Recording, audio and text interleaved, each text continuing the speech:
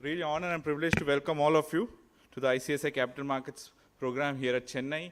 Capital Market Week program is a marquee event of the ICSI. We are doing it for the past decade. And to start the proceedings of the day, I'd like to ask CS Damodaran sir to escort the dignitaries onto the stage.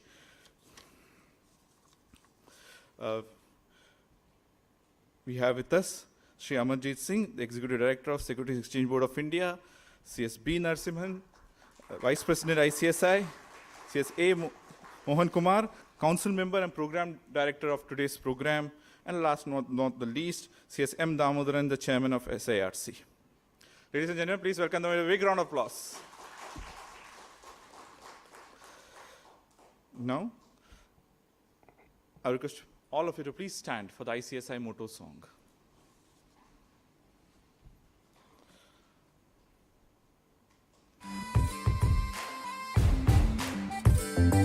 उम्मीद के अंबर में हम बन के खिले जो रोशनी, कह देंगे हम संसार को कोई लक्ष्य नामुमकिन नहीं। ज्ञान के और न्याय के हर राह को थामे हुए चल पड़े हैं झूम कर बस गीत ये गाते हुए।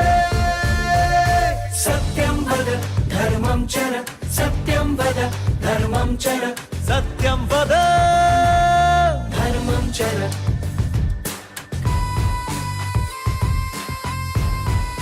कंपनी सचिव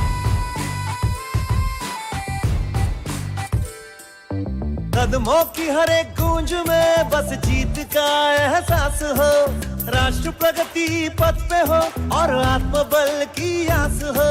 जब भी चले इस भाव से खुलते गए हैं रास्ते, आवाज हमने दिल से दी है गीत ये गाते हुए। सत्यम वद धर्मम चर, सत्यम वद धर्मम चर, सत्यम वद धर्मम चर।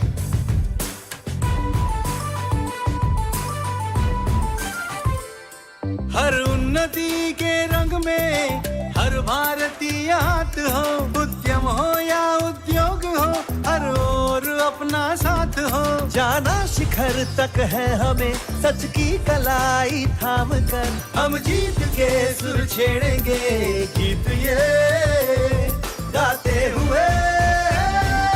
सत्यम वद धर्मम चर, सत्यम वद धर्मम चर, सत्यम वद धर्मम चर। Thank you, ladies and gentlemen. Please take your seat. Now I'd like to request the dignitaries to please join us for the lighting of the inaugural lamp.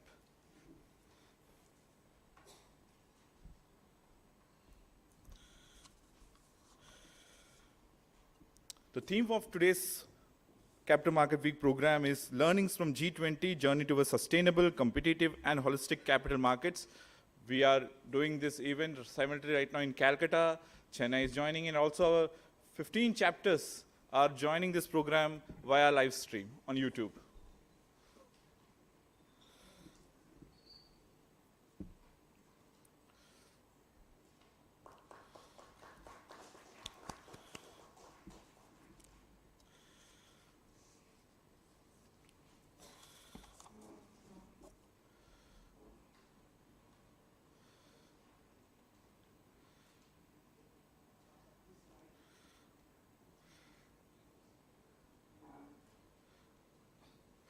What a way to start this program by lighting the inaugural lamp. Thanks to our dignitaries.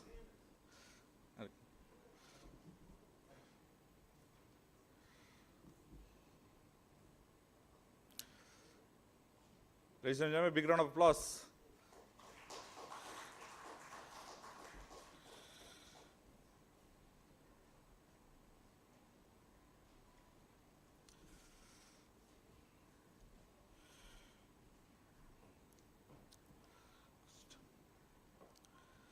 I request a Vice President, CS B. Narasimhan sir, to welcome the chief guest of today's program, Sri Amarjit Singh, with a planter from ICSI side. Also request our other dignitaries also to please join in.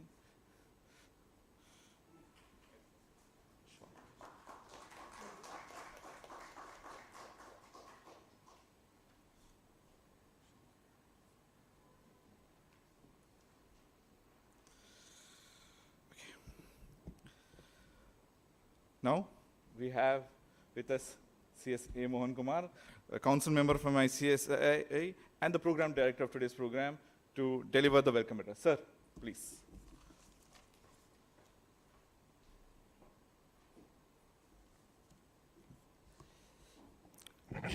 Respected Chief Guest for the inaugural session, Sri Amarjit Singh, Executive Director SEBI, our beloved Vice President, Mr. Narasimhan Sir, Chairman SARC, Mr. Damodaran.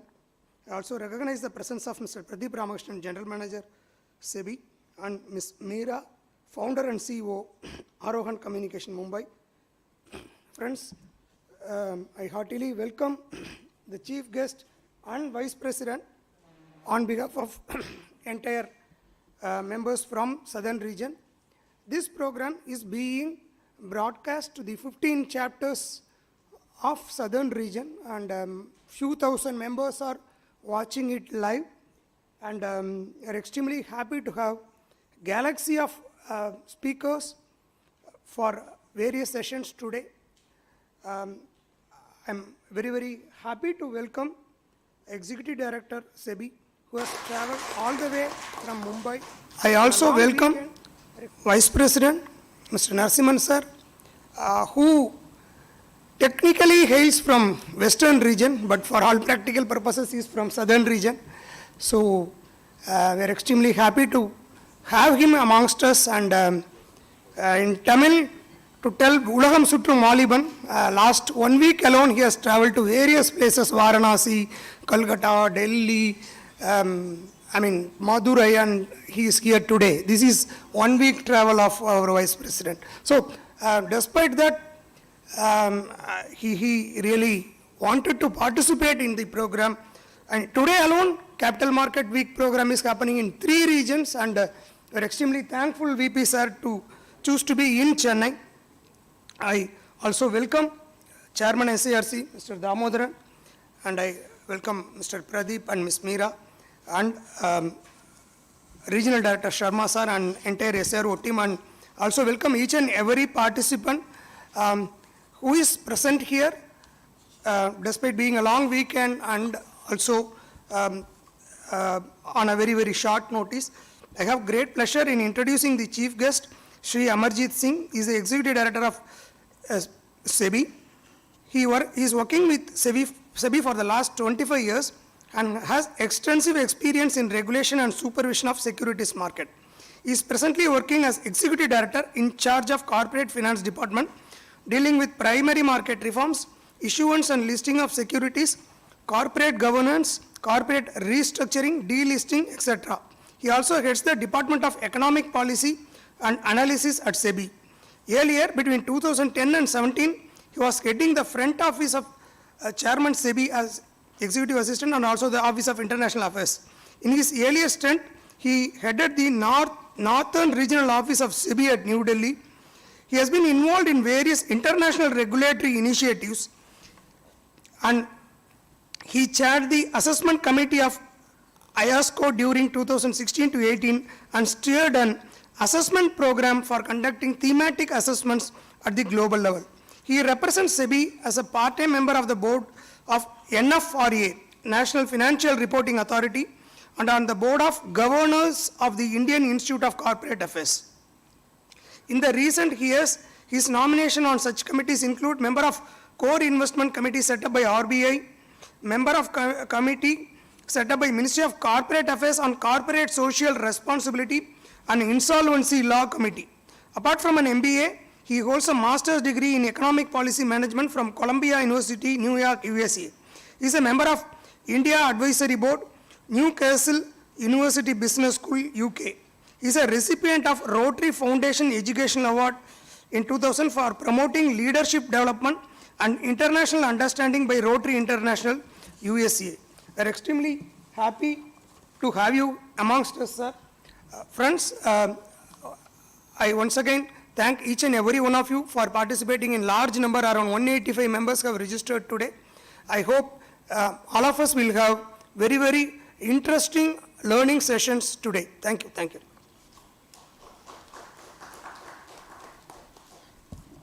Yes, sir, we'll be having a great learning today. Thank you for your speech. And now to introduce the theme of today's program, Learnings from G20, Journey Towards Sustainable, Competitive and Holistic Capital Markets, we have with us CSB Narasimhan, the Vice President of ICSI. Ladies and gentlemen, please welcome him with a big round of applause.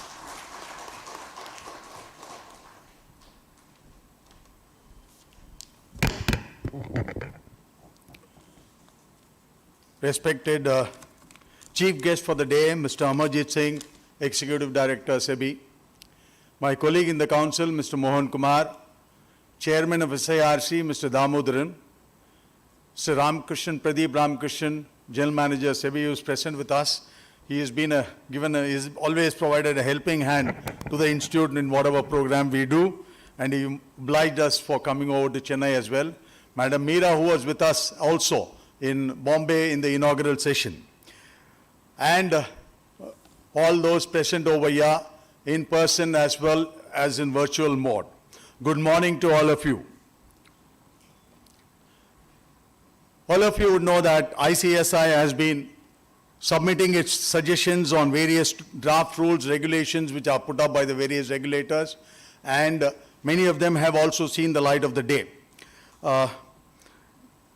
In addition, IC also takes interest in various opportunities which can be culled out for our members, and I can tell you that we have been doing that very sincerely, and we have also been responding to various consultation papers being put up by the regulators for our comments.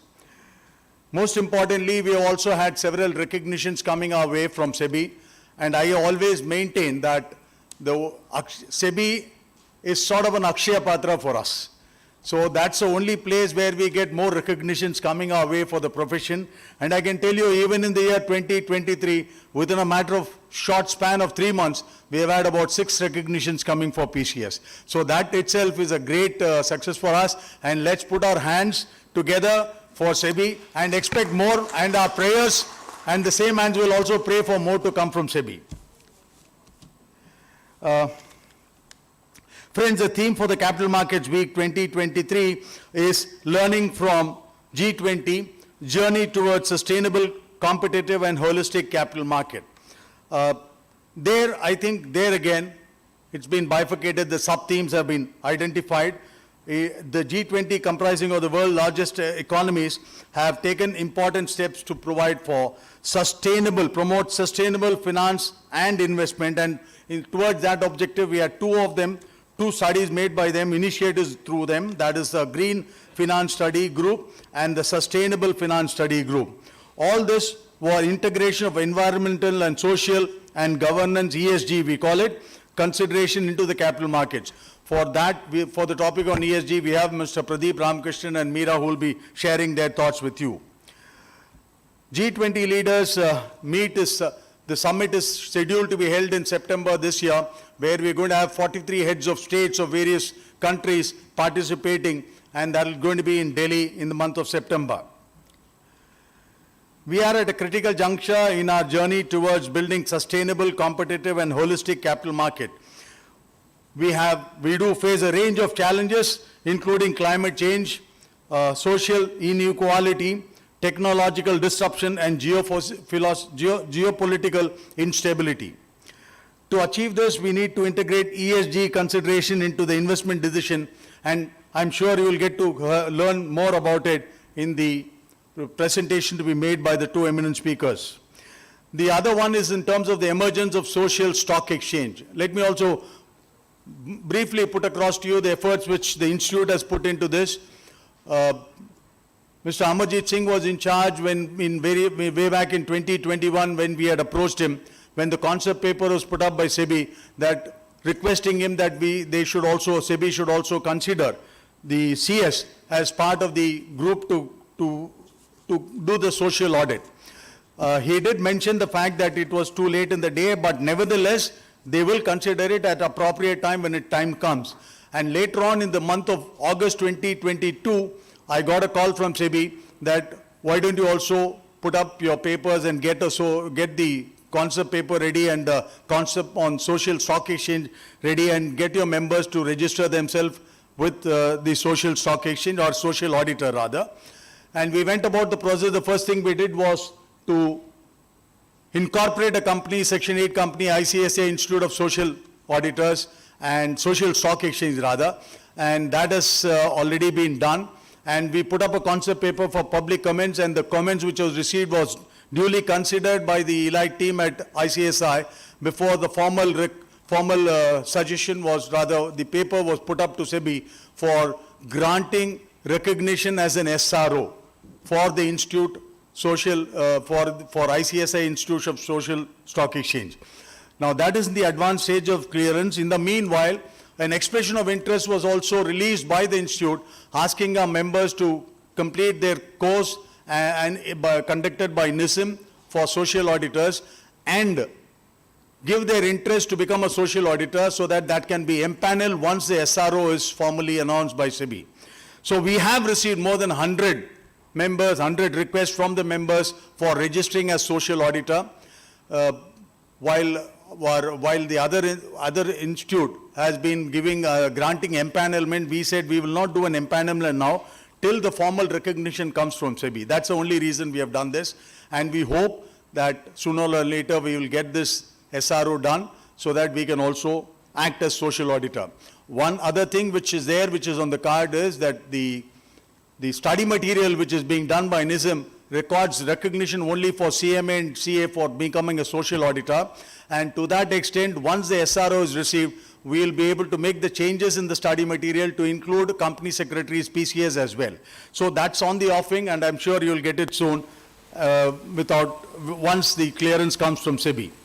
The other topic which is going to be of great importance is in terms of stewardship code. In fact, we have with us Mr. Amarjit Singh, who is going to talk in great detail about it for us. The only one thing which is not there part of the G20 summit in terms of this thing is in terms of Regulation 30 of the LODR. We have Mr. Shanmugasundaram and Mr. Prakash who would be deliberating on that. And we have requested Mr. Saravanan from CGM SEBI, who will do the anchoring that session for all of you. Lastly, but not the least, I would say that I'm sure this program will give valuable insights into the various valuable insights and ideas as to what can be done in the capital market. And I wish you very happy learning during the course of the day. Thank you very much.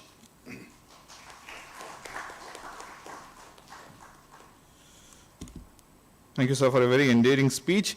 Now, I request the chief guest of today's program, Sri Amarjit Singh, Executive Director, SEBI, to address the gathering.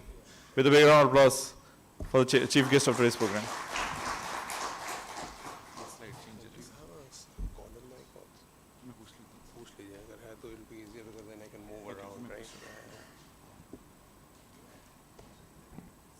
Mr. Narasimhan, Mr. Damodaran, Mr. Mohan Kumar, Ms. Meera, my colleague Pradeep, ladies and gentlemen, a very good morning to all of you. It's a pleasure to be here in Chennai on this occasion.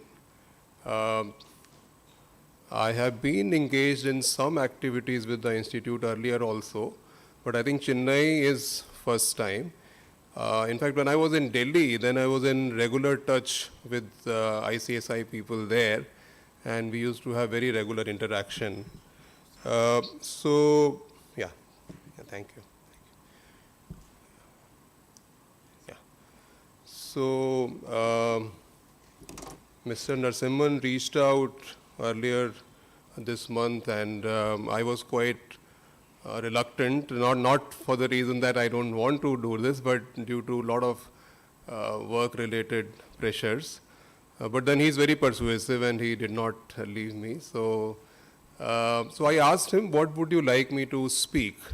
So he gave me a very free hand. He said, whatever you want, and but I want you to hold the dais for 30 minutes. I said, that's a long time, people will get bored. But anyway, he said, no, you must speak for as much as you want. So what I've done is I've put together a presentation. Generally, I don't do PPTs, but since he said 30 minutes, I said I have to have some, some support of a PPT. So what I'll do is I'll give you a very broad overview of ESG, what SEBI is doing in the space of ESG. Secondly, social stock exchange, what Mr. Narasimhan touched about in his opening remarks. Thirdly, a little bit about the stewardship responsibilities. And I think no address from SEBI to ICSI members can be complete without talking about corporate governance. Because you are a gatekeeper on the ground for corporate governance. So a little bit I'll touch about corporate governance and then I'll conclude. But I will, kind of play it by the ear in case I'm taking more time. I'll just hasten through the slides. So with that, broad introduction, let me start. So earlier this month, SEBI celebrated its 35th Foundation Day. That was on April 12. So it was a very important occasion for us. It was not a public event, but we did invite all our past chairmen, and we were in a bit of a reflective mode, if I can say. Looking back on the last 3.5 decades, SEBI started way back in 1988. So I'm tempted to give you a very broad overview. It's been a long journey, and ICSI, ICAI, and other professional institutes, you've all been a part of this very remarkable journey in the area of capital markets. So it's good to, while we always look ahead and keep moving from point A to B, it's always good at times to just look back and see what is the journey we've covered. So yeah, can you load the PPT, please?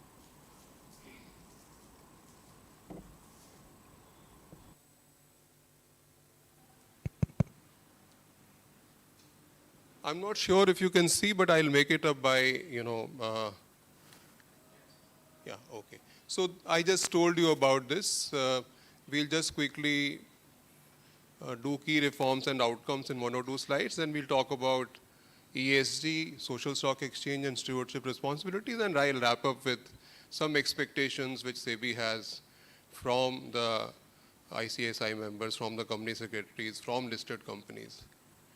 So key reforms, as I said, we need to look back sometimes, and there has been, 3 decades very clearly since the SEBI Act was promulgated in 1992, and these 3 decades have, in fact, if you break it down in, first decade, second decade, and third decade of reforms, so very clearly you see that the first generation or the first decade of reforms was very foundational.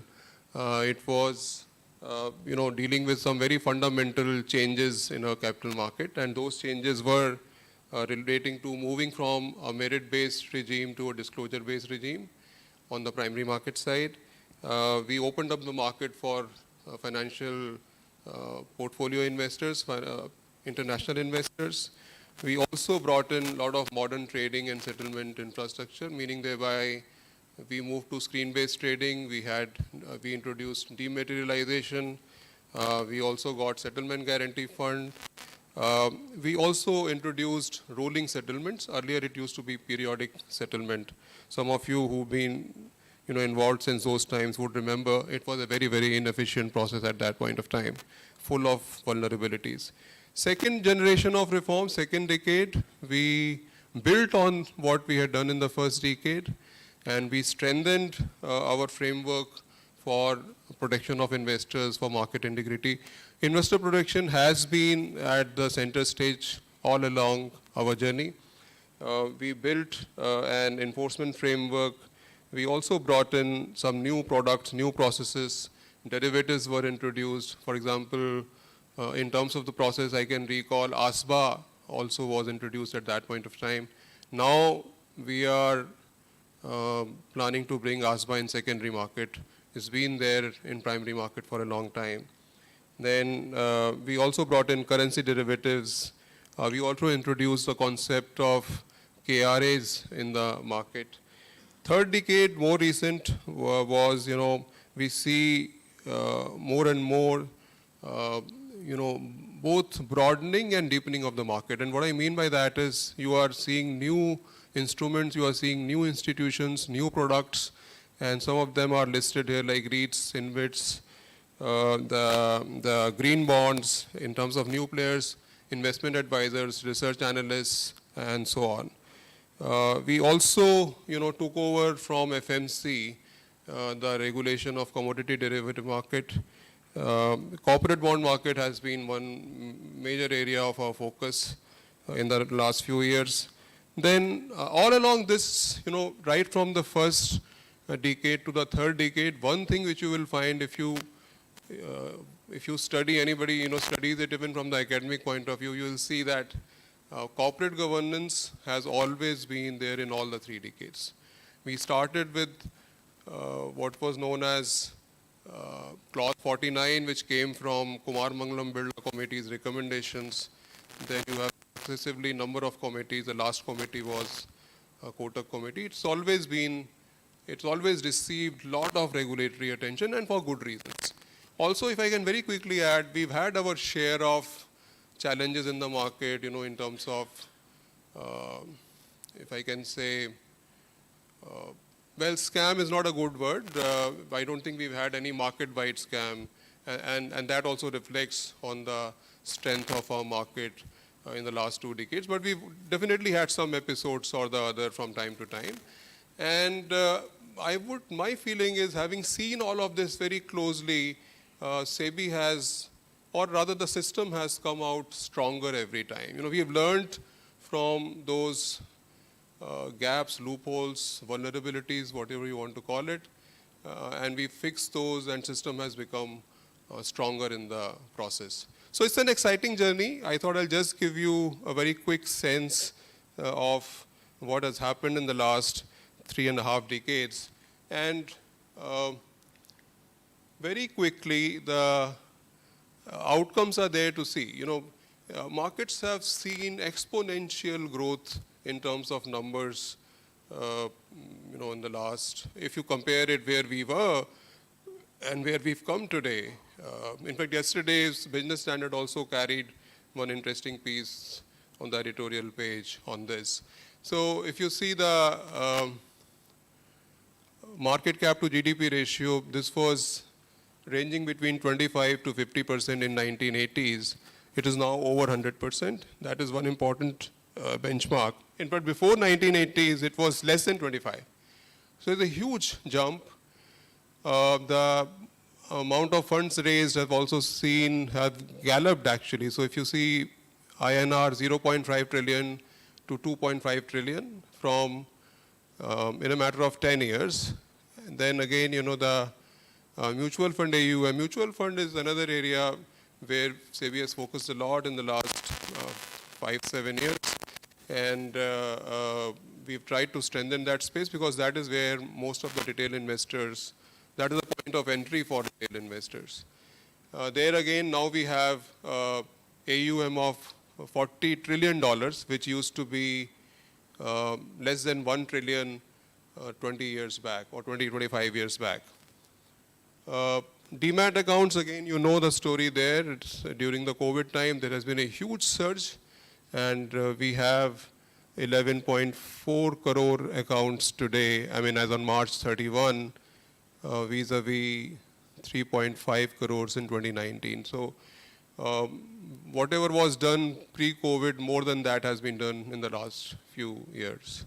Let me move on quickly to the next part of, now we'll talk about some of the emerging trends, the way world over, and that's my sense, there are some common denominators which are there across various markets, and ESG, talk about ESG both in market and in the regulatory world has really caught up, and in fact now even regulators are appointing chief sustainability officers. So that itself shows the way things are changing. So, before I talk about specific focus areas of SEBI, in this space, I think we all need to understand what are the two things I think we all need to appreciate. What are the driving forces behind this whole ESG movement? So to my mind, there are two driving forces. One is it is driven by investors, and second is it's driven by regulators and governments. So why, and investors have taken the lead in this area. Why? Because there has been a growing realization that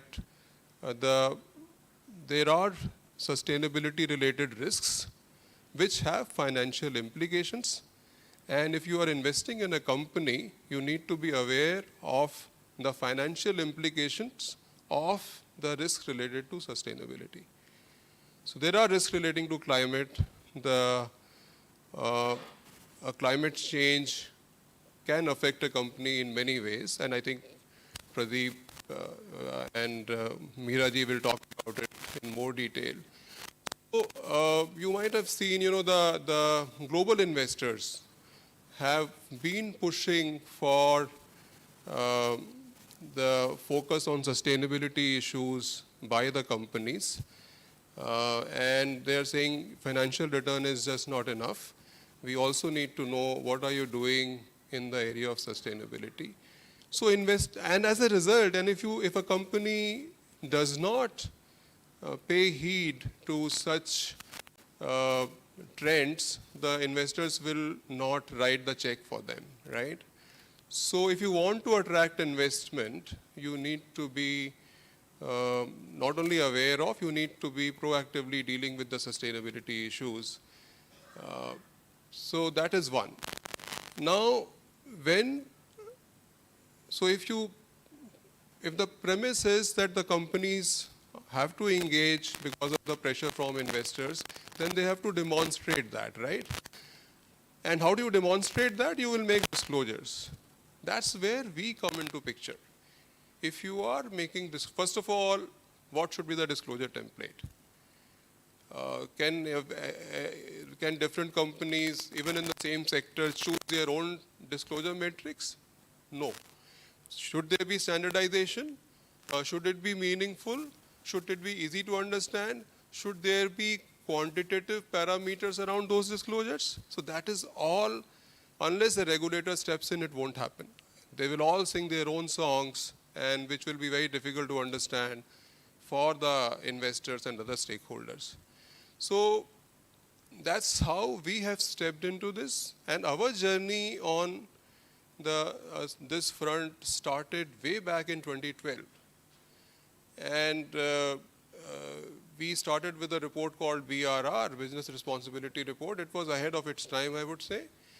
And we came out with a template for top 100 companies. That time, I very distinctly remember sustainability was not as big an issue as it is today. So we started with 100 companies, we progressively, and it was a mandatory requirement. So in India, another very distinctive feature has been that we believe that any disclosure requirement to be effective, it has to be on a mandatory basis. Unlike many other countries where even today, many of these requirements are in the voluntary space. So we came up with BRR requirement for top 100 companies. We progressively increased it to top 1,000 companies by 2019. But the world had changed very fast in the last decade. There was Paris Accord. India became signatory to UN SDGs. Climate change was becoming more and more visible. Those pressures pushed us to our template, and Pradeep worked a lot in that space. We were a member of the MCA committee, and then that committee made recommendations, and based on that, we worked on, actually we thoroughly revised what was recommended by the committee in consultation with industry, and we came up with BRSR, and that is applicable for top 1,000 companies. And actually we've done some more progress, and I'll just tell you in a minute about that as well. So what I was trying to understand as a conceptual construct, you need to understand why are regulators into sustainability space, and also appreciate the fact we are agnostic. We are not telling investors that you invest in a sustainable green bond or yellow bond or blue. No, we are not. All that, we are agnostic to that. All that we are ensuring is, if you want to invest in a sustainability related investment product, you need to be aware of these disclosures. Please take care, please understand what you are investing into. We are not, sometimes you may feel, why is SEBI pushing people into, we not. From the investor's point of view, we are agnostic. You choose where you want to invest. But our job is to make sure that you have all the disclosures that you need before making an investment decision, right? So, so that is the background as to why SEBI is so actively engaged in this. Let me move on. So 4 areas. Now I will rush through the slides. I've given you the background.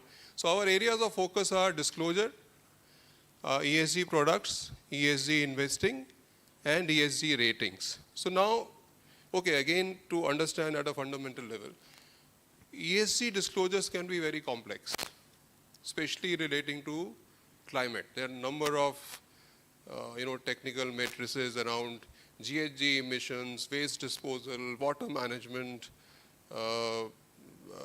the nature-related risks. There are so many issues out there. So idea is somebody has to, I'm trying to tell you about why rating companies come in.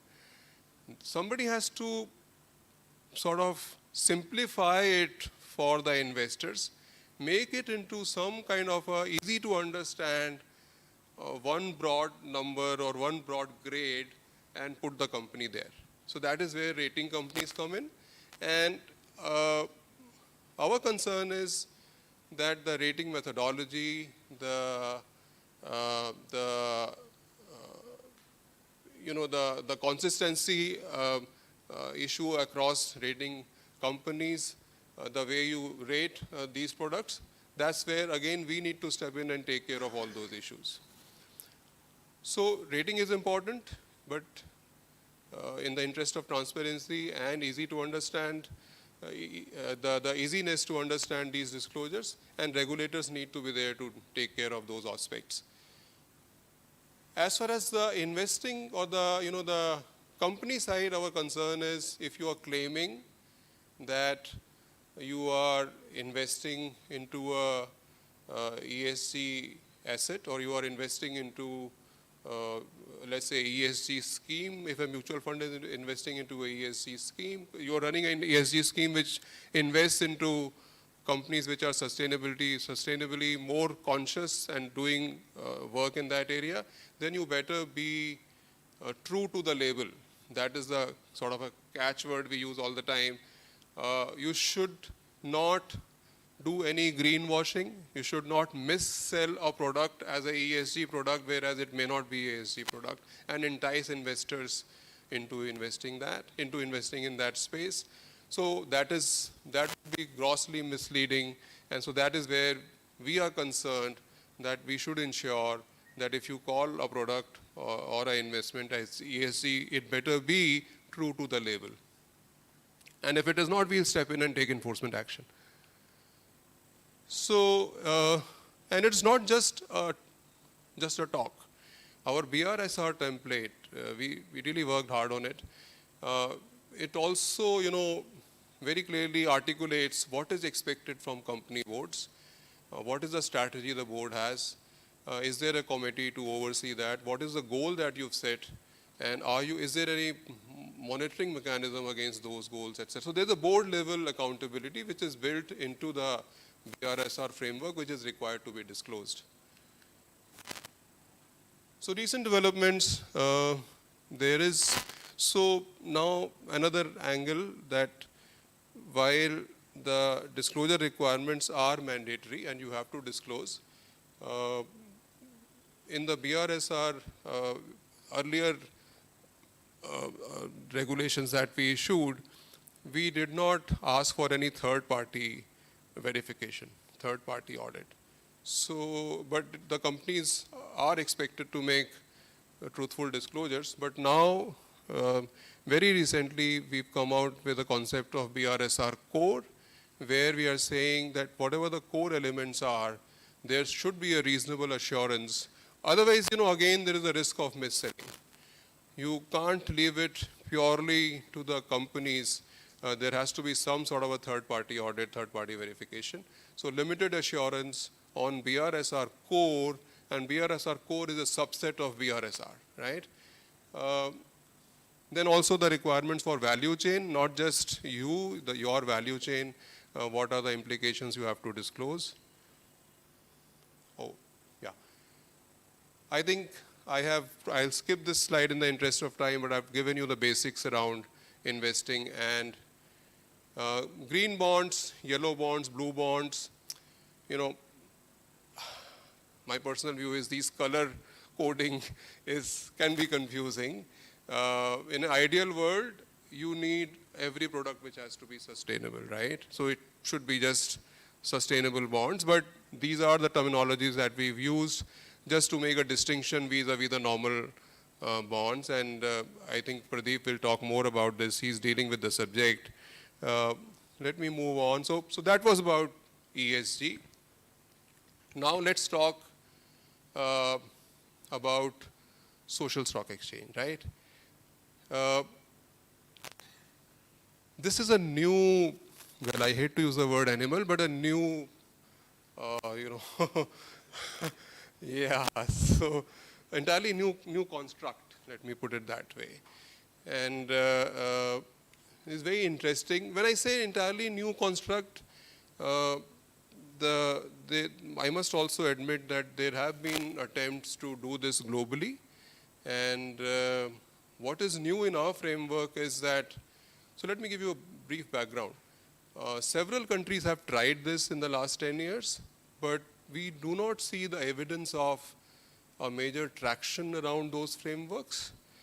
So what we did, we tried to learn from what was missing in those frameworks, and we built on that. And what we believe, we've come out with a fairly comprehensive construct which is called social stock exchange. And I'll just give you the conceptual underpinnings as to what exactly does this mean. It's a very new term. So this started with our Honorable Finance Minister's budget announcement in 1920, where it was stated that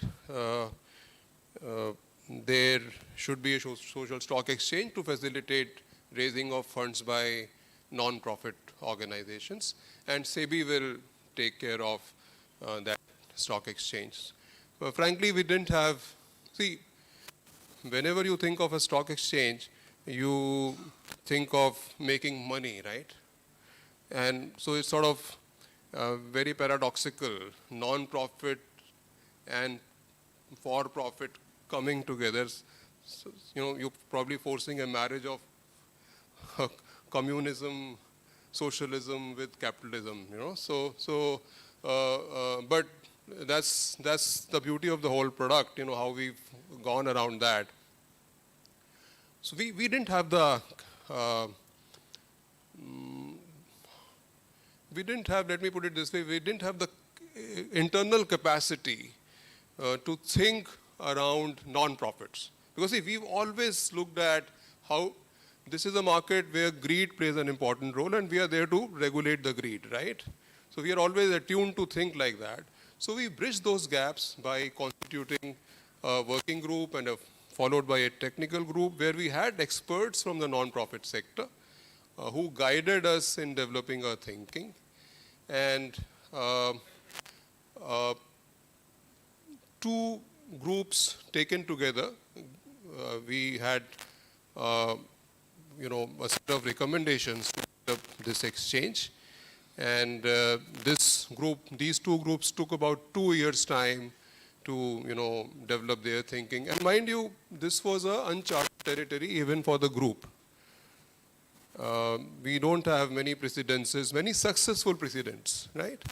So this is a road less traveled globally. That's what the slide also says. And we took the advice from various experts in the area of social welfare, social impact investing, NGOs and stock. Let me also quickly add, it is not, social stock exchange is not just meant for non-profits, it is also meant for for-profits. Those who are wanting to create an impact apart from generating financial returns, they can also come and list on this exchange. So that was the genesis. Now let me give you how did we rationalize our entry into this space. So our thinking was, look, we have a very well developed stock market. We have a lot of institutional capacity. We are rated very well globally in terms of the practices, in terms of the quality of regulation and so on. So, so this is, one important piece. We are amongst the top 10 markets. We have good practices. We have good products and so on. And we have, more important, we have good capabilities in this space. Now, the country needs, for development, it needs patient capital, which stays there, which is not very volatile. And if you look at our human development, and I'm digressing a bit, but it's important to understand the context. So our HDI rank is 132 among 191 countries. We need, and we are committed to 2030 SDGs, as I said. You need about 6.2%. This is an old number for additional spending of GDP to, if you want to meet your commitment of 2030 SDGs. And COVID-19 has really upset all the countries in many ways in terms of their finances. And the short point is the government spending for the purpose of development of our country. The government spending and the conventional capital may not be adequate. The conventional capital is commercial capital essentially. So we need loads of capital from whatever sources possible. It could be philanthropic capital, and that's where the the whole concept of NGOs come in, because NGOs get philanthropic capital, right? And also another term which is catching up, and I see a lot of promise there, is the concept of blended finance. So where you blend finance, you leverage philanthropic capital for commercial capital or the other way around. So there are many interesting developments which are going on in this space.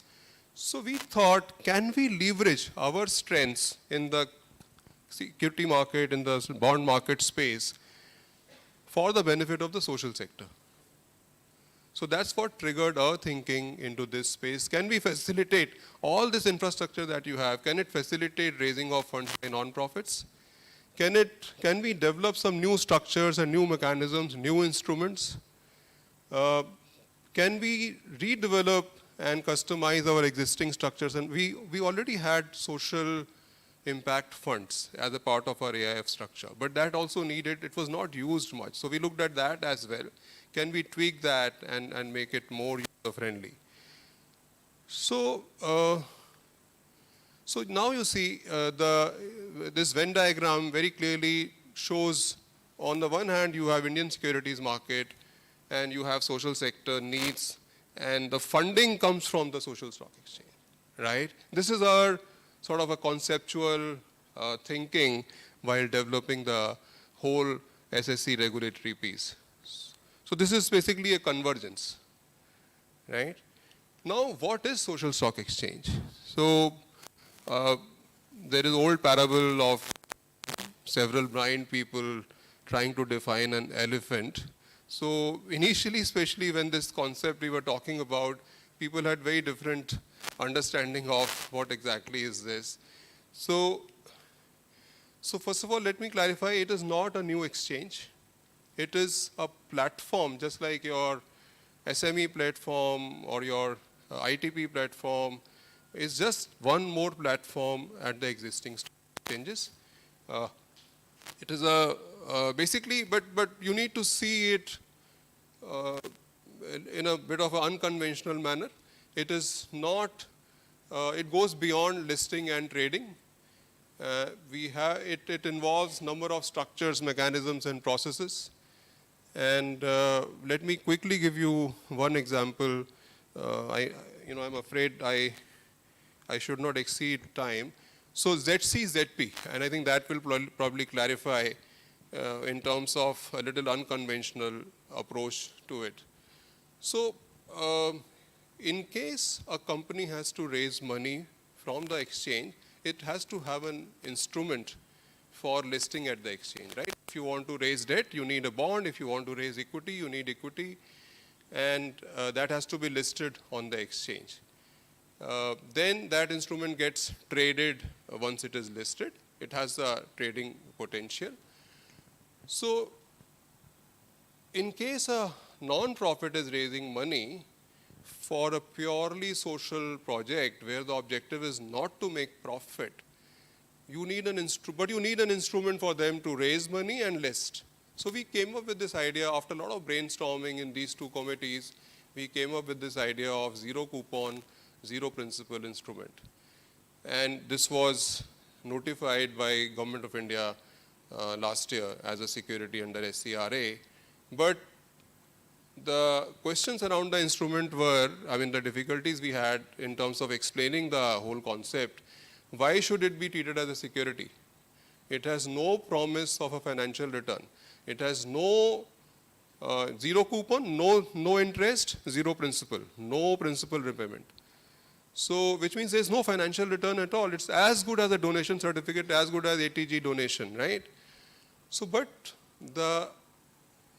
we also brought in an element of, while it has no financial return, it has the promise of a social return. Okay, this is a new concept. Social returns we talk about, but social returns are hard to define. So then we have defined so how do you define social return? We've come up with a disclosure template around that. So there is a disclosure matrix which will define the social impact the NGO promises to create. So you can measure the performance vis-a-vis those disclosures. And those disclosures are again auditable. They are measurable and they are also auditable. There is a quantitative metrics around it. So Mr. Narasimhan mentioned about social audit. So that's where the social auditors come in. And then social auditors, again, a new kid on the block. This is an evolving concept globally, but we had to come up with the framework for disclosure as well as audit. And then who will regulate those auditors, right? So there, institutes like ICAI, ICSI come in. NISM is building a lot of capacity in that space. They are developing programs for the purpose of certification of social auditors. And ICAI has been registered, has been recognized, not registered, recognized as a SRO, first SRO for this. So I think let me probably leave you with that as far as, so basically just to very quickly, does this have pointer? It has a pointer? It's okay, no, don't worry, don't worry. So essentially, the social enterprises are the ones, and they will be for-profit, non-for-profit both. They choose to list.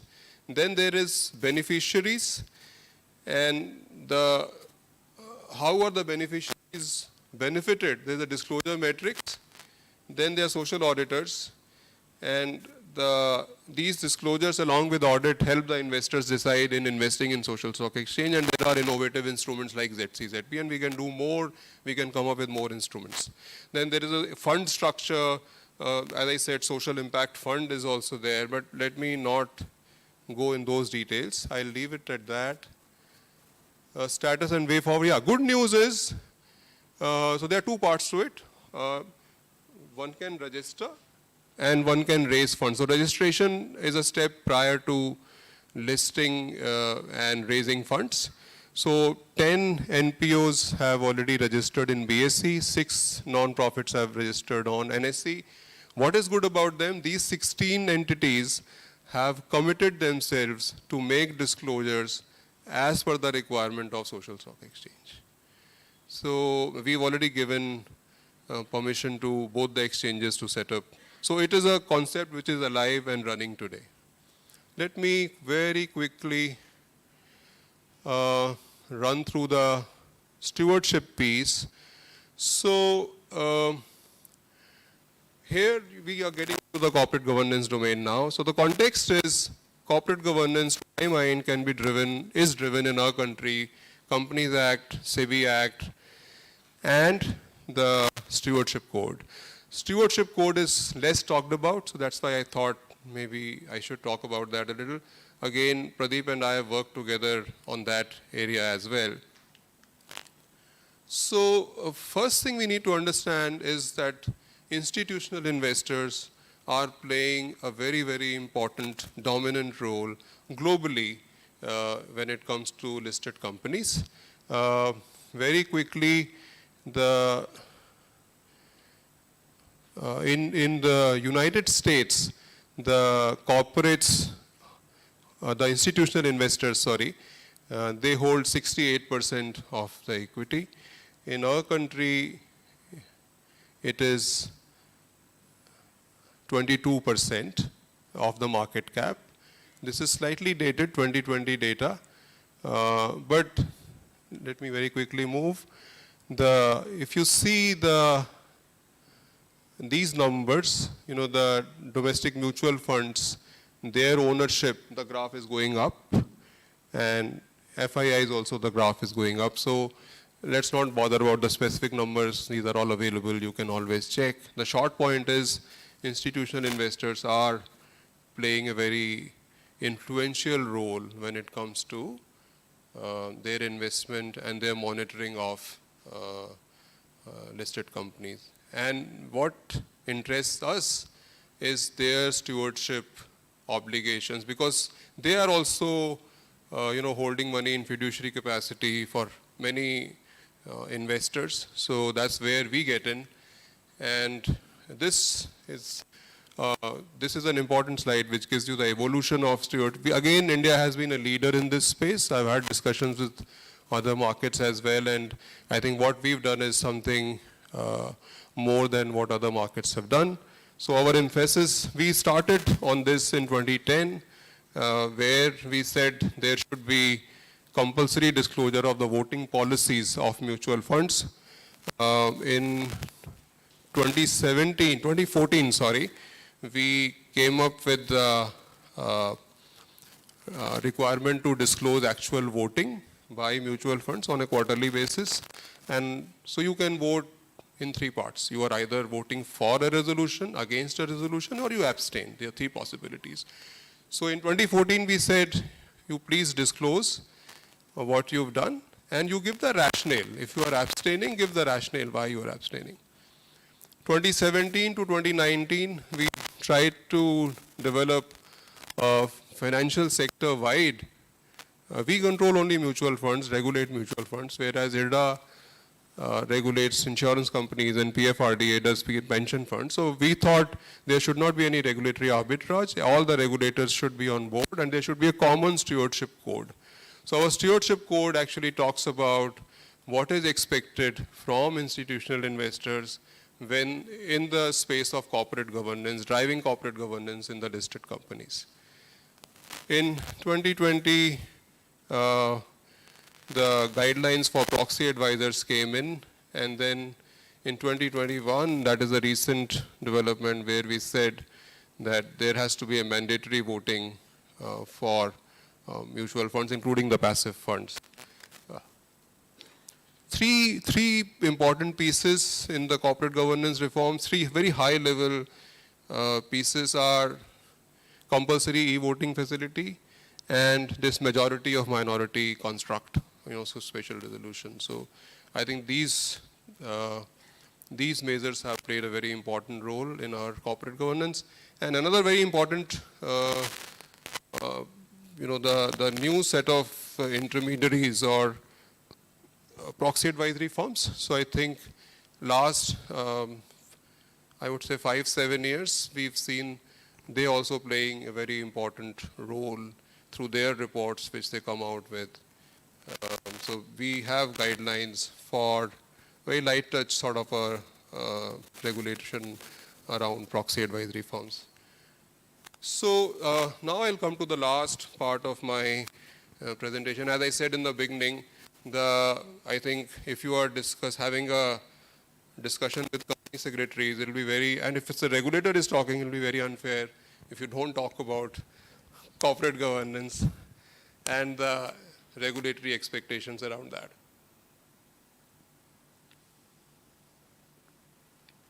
So, actually, what I observe is that in many public discourses, we are talking about the rules of law, what is required, and how do you go about it, how do you ensure compliance with that. From the compliance perspective, and there are endless rules on endless topics, and I think this will go on, this is, it has its own life, and it has to evolve over time with the changing trends. But what I personally feel at times is more important than the rules are the principles or the culture. And culture is very abstract, it means different things to different people. Ethics, again, we know what those basic ethics are: honesty, sincerity, due diligence, confidentiality, taking care of client, and so on. But they're all in the background, and again, they have just been reduced to mere words. They're not in the forefront, let me put it that way, right? Very little public discourse on issues like culture, significance of culture, significance of ethics in our life. But they're all there, your motto, right? The initial song. So it said Satyam Vada. So it's all there. You have to be truthful, and you have to follow the dharma. So I'm not saying anything new here. So what my understanding is, now just come to a little more specific discussion. What is it that distinguishes an exemplary company from a compliant company or a merely compliant company? And mind you, we all make it. I'm sure most of you would be working in different corporates. So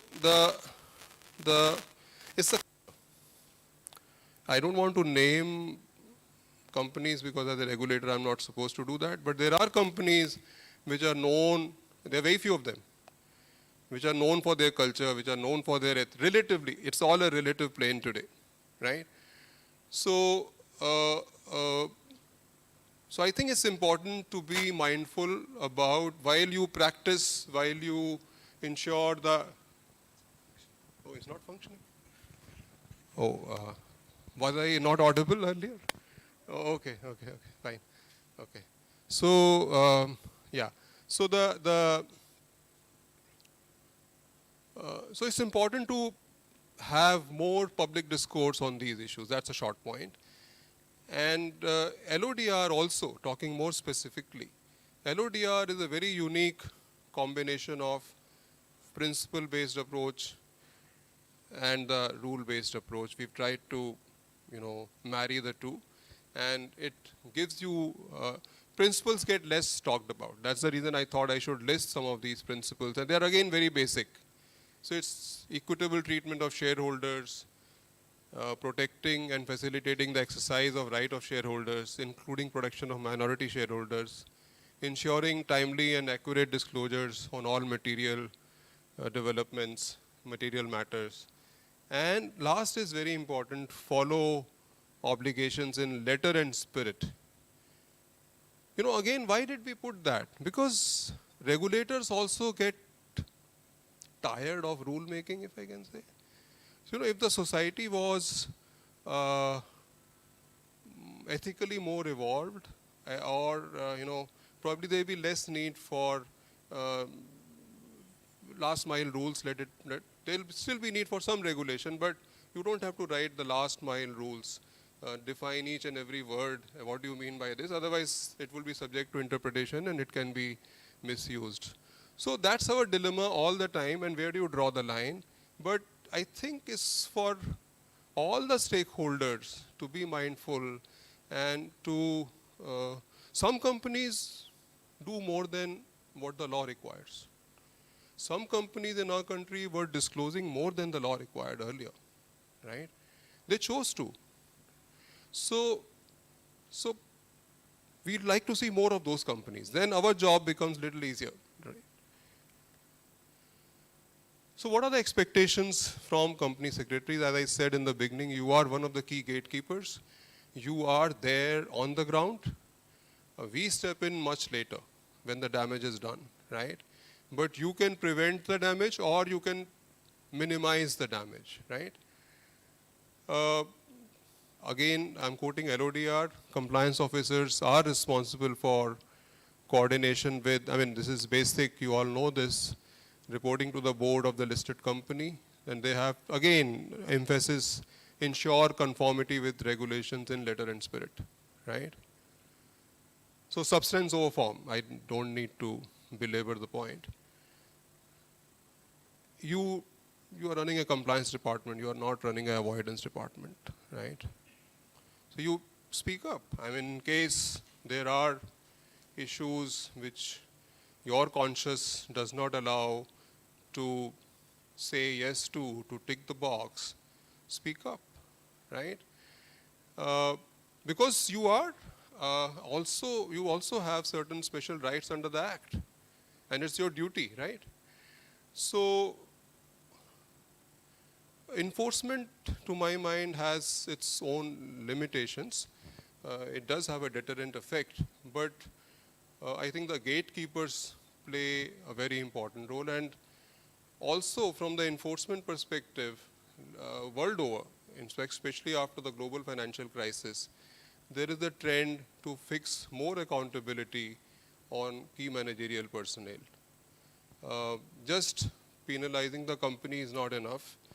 Perhaps it doesn't drive home the point. Companies may tend to take it as a cost of doing business, but when you take action against an individual, it has far more serious consequences. Person's career may get finished, right? In case a regulator takes a harsh action. So there is a more focus on KMPs. So let me sort of conclude. I'm mindful of time again. See, all of us have the same objective, in the sense that we need to ensure trust of investors in securities market, right? And that trust and integrity of the market is very, very important. But this is a job which we cannot do alone, and we need, very efficient, effective gatekeepers. And you are one of those gatekeepers. Wish you all the best. Thank you.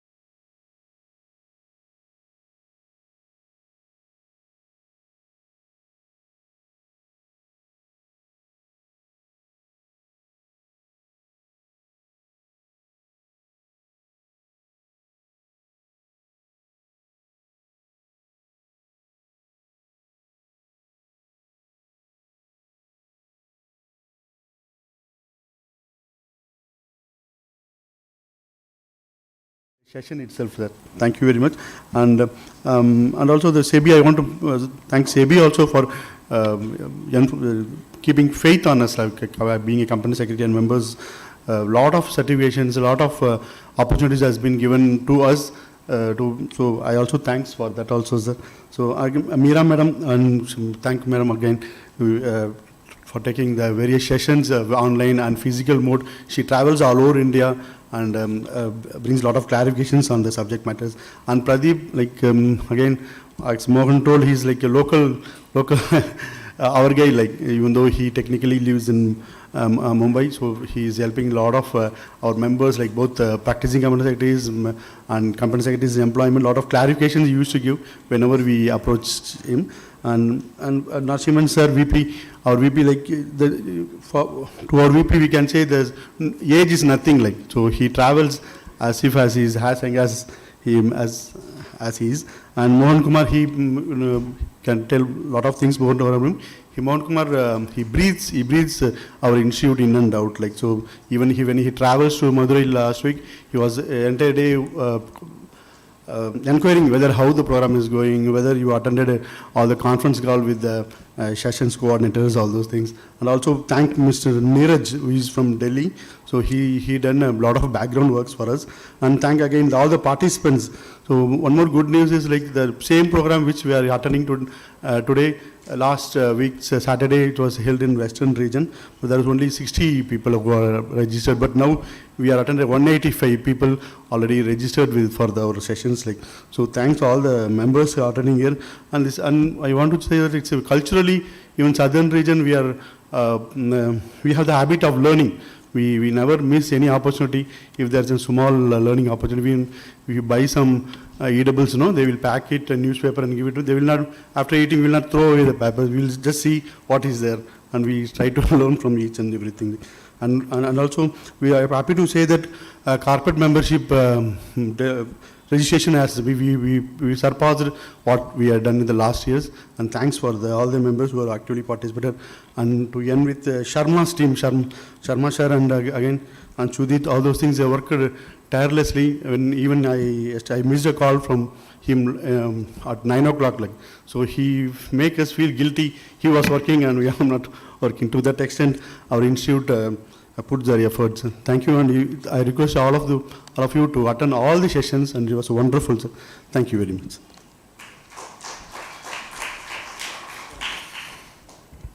We come to the end of the inaugural session, but now I request all of you please stand for the national anthem.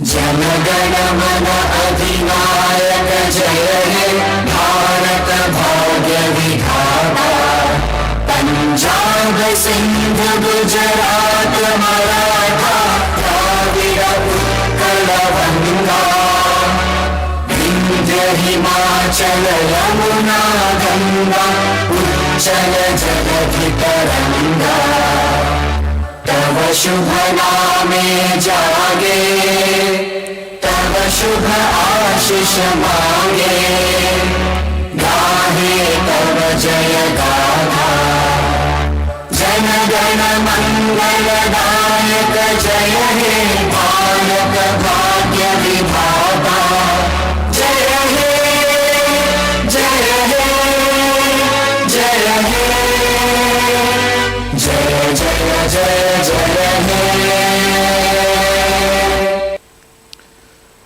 We break for tea. Tea served in the basement. We'll join at exactly after 10 minutes for the first technical session. Thank you once again for dignitaries. Thank you.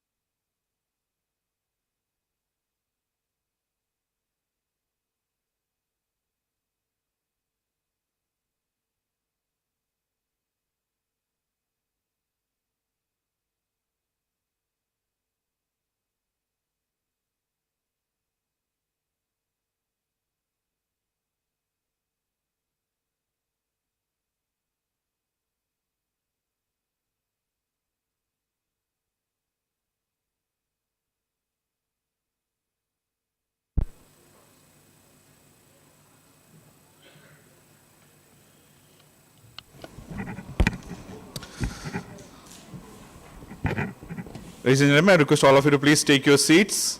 We are about to start the first technical session of the day. And to start the proceedings, I would like to request the chairman of the SIRC, CSM Damodaran, to please escort the dignitaries onto the stage, CS Pradeep Ramakrishna and Madam Meera. With a big round of applause, ladies and gentlemen.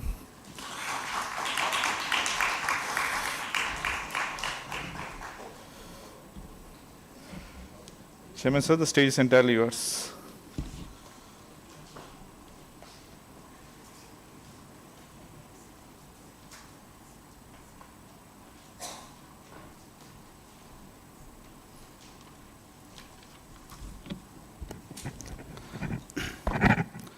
Take the pleasure of introducing Pradeep Ramakrishnan.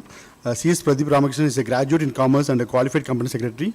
He worked in the Secretariat Department of Madras Fertilizers Limited, Chennai during 1999 to 2000, and as a company secretary of Kothari Petrochemicals Limited, Chennai, a listed company during 2000 to 2002. He joined SEBI in February 2002 at head office, Mumbai, initially starting off with the primary market department. He worked as a southern regional office of SEBI from 2008 to 2015, after which he commenced his second stint at the head office. He was working in the corporation finance department at SEBI in charge of issue, listing, complaints and monitoring functions from 2015 to 2020. He presently handles issues and listing of corporate bonds at Department of Debts and Hybrid Securities. His other interests includes books, music, the kitchen and travel. Thanks, Pradeep, for accepting our invitations. And also have the pleasure of introducing Mr. Meera ma'am. Ms. Meera ma'am has more than 30 years of diversified experience in public relations, corporate communications and stakeholders engagement. Ms. Meera ma'am is the founder and CEO of Arahan Communications, a veteran strategist for more than 2 decades. Her clients have benefited from her expertise, resulting in growth, evaluation and success. She has counseled CEOs of large corporations, SMEs and startups, advising on stakeholders engagement and corporate communication and investors relations. A graduate in microbiology and environment studies, a postgraduate in business management and a master's in sociology. She has completed her GRI and integrated reporting certification. Meera ma'am is a sustainability, ESG and CSR reporting and communication trainer. She has been speaker on sustainability in national and international forums. Thanks, madam. Thanks for accepting our invitation, ma'am. And I invite Surinder, CFO Veritas, to give a planters. Surinder, sir. Surinder, sir. And also invite Christian, GM Finance, Apollo Hospitals.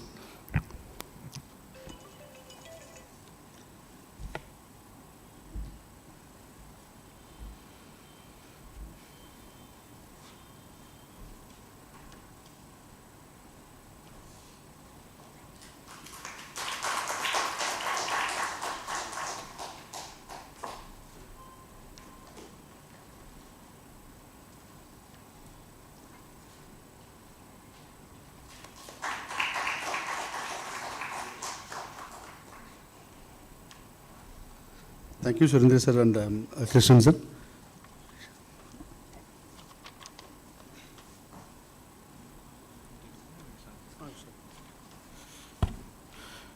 Madam, the stage is entirely yours. We'll start the panel discussion. You can come over here with the podium, or you want to there itself, madam? Yeah. Okay, madam, there's fine. Sir, please.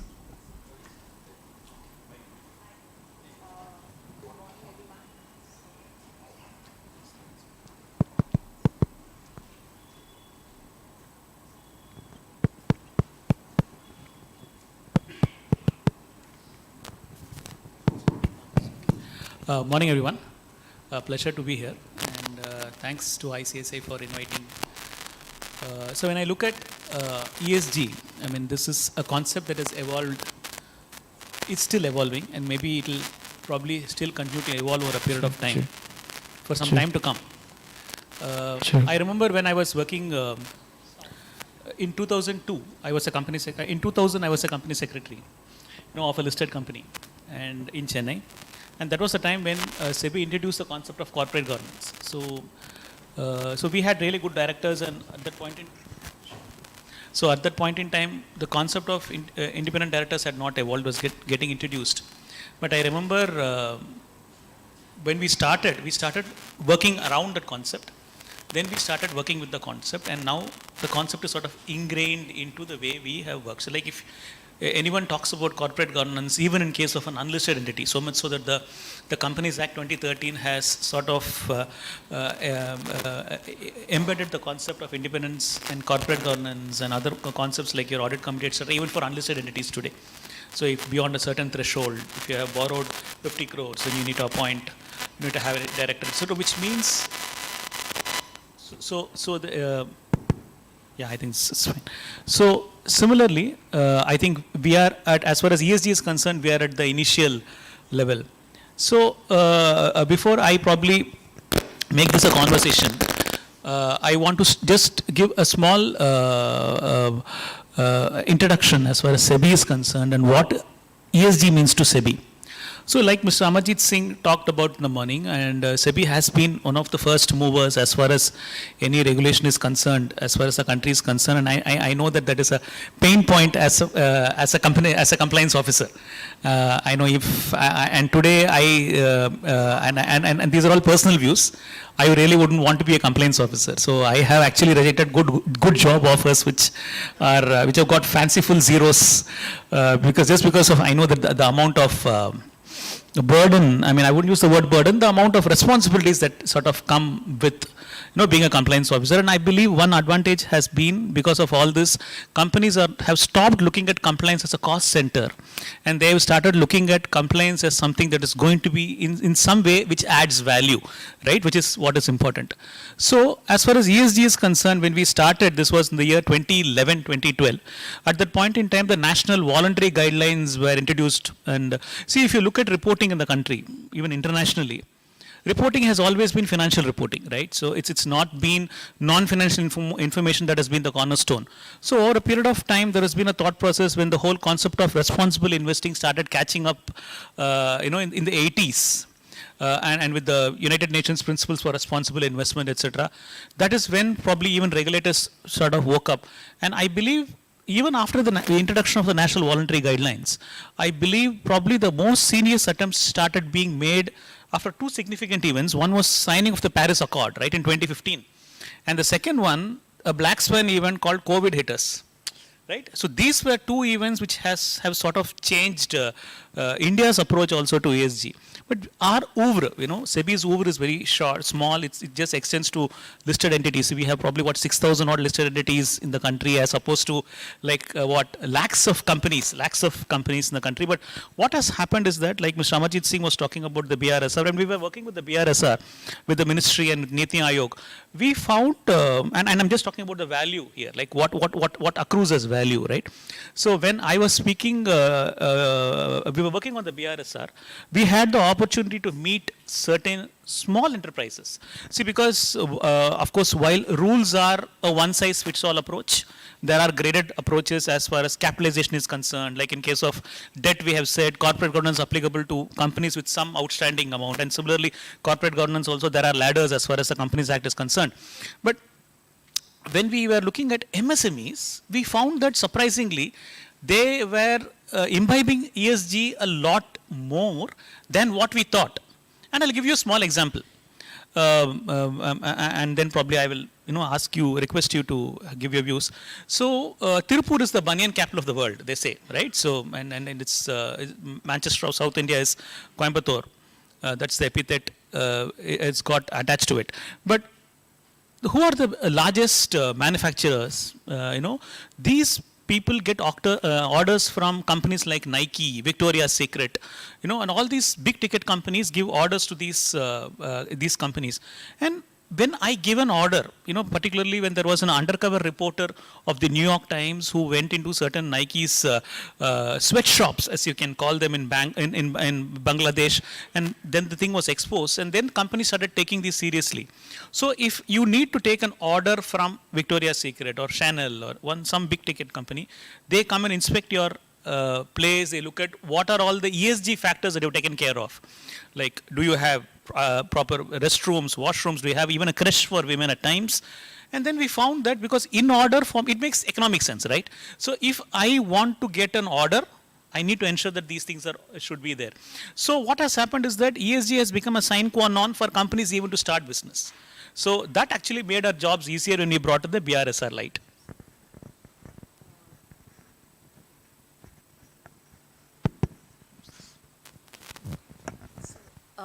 Absolutely, I totally agree. I remember a story being told to me of a company called as Rio Tinto, which is a global mining company.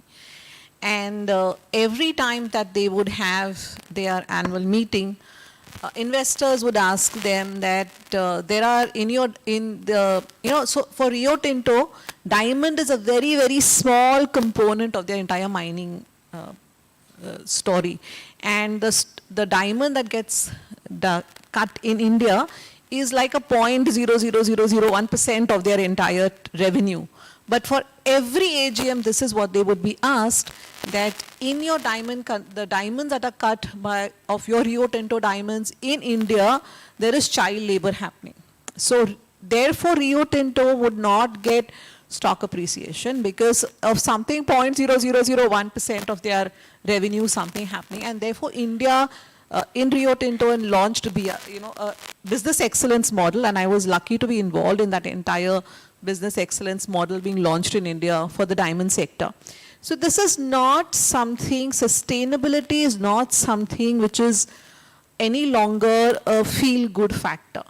However, let me just take you back a little to put context into why, and I'm deliberately not using the word ESG, okay? I'm deliberately using the word sustainability so that, we don't see only the compliance aspect of the entire thing, but we also look at it as to why countries and governments are pushing this down the entire corporate system.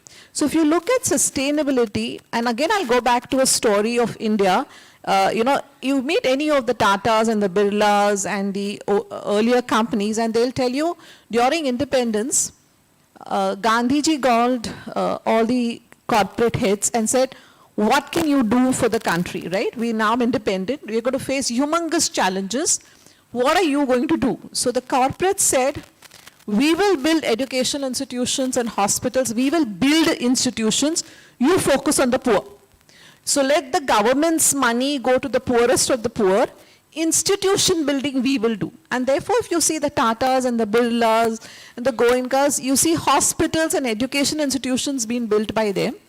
So because they knew that everything cannot be left or said that it's government's responsibility. It is, taking care of the entire community, and especially the underprivileged, is a nation's responsibility. So for us as a country, this has been in our blood, right? I think even the smallest, like we were discussing earlier, a temple in South India will be taking care of the entire community, building institutions in some way or the other, contributing towards the society. That has been the culture. But therefore, why do we need, when we already have this culture, why do we therefore need this whole thing thrust? It is because of the whole concept of, if you look at a couple of decades back, the UN said it's all fair and nice that companies are trying to do good, or each country is trying to do something different. But the fact is, as a world, we have countries like Africa where people are dying, and then you have another country which is prospering. This is only possible, sustainability of the world is only possible if we look at it together. And therefore was the evolving of something called as the SDGs. The SDGs, Sustainable Development Goals, that is at the core of sustainability and of ESG. SDGs basically tell you that, and it's common sense actually if you think of it, if you do not take care of the health of people, they cannot work. If they cannot work, they're going to end up in poverty. So if you want to remove poverty from the world, focus on health. Second aspect is education. If you do not have education, again the same thing, if you don't have education, they're not going to get a job. If they don't get a job, the cycle remains, right? If you do not allow women to work, same cycle remains. So then they've identified, the SDGs basically identify all the issues that connect to poverty. how does that help a corporate? It helps, it helps,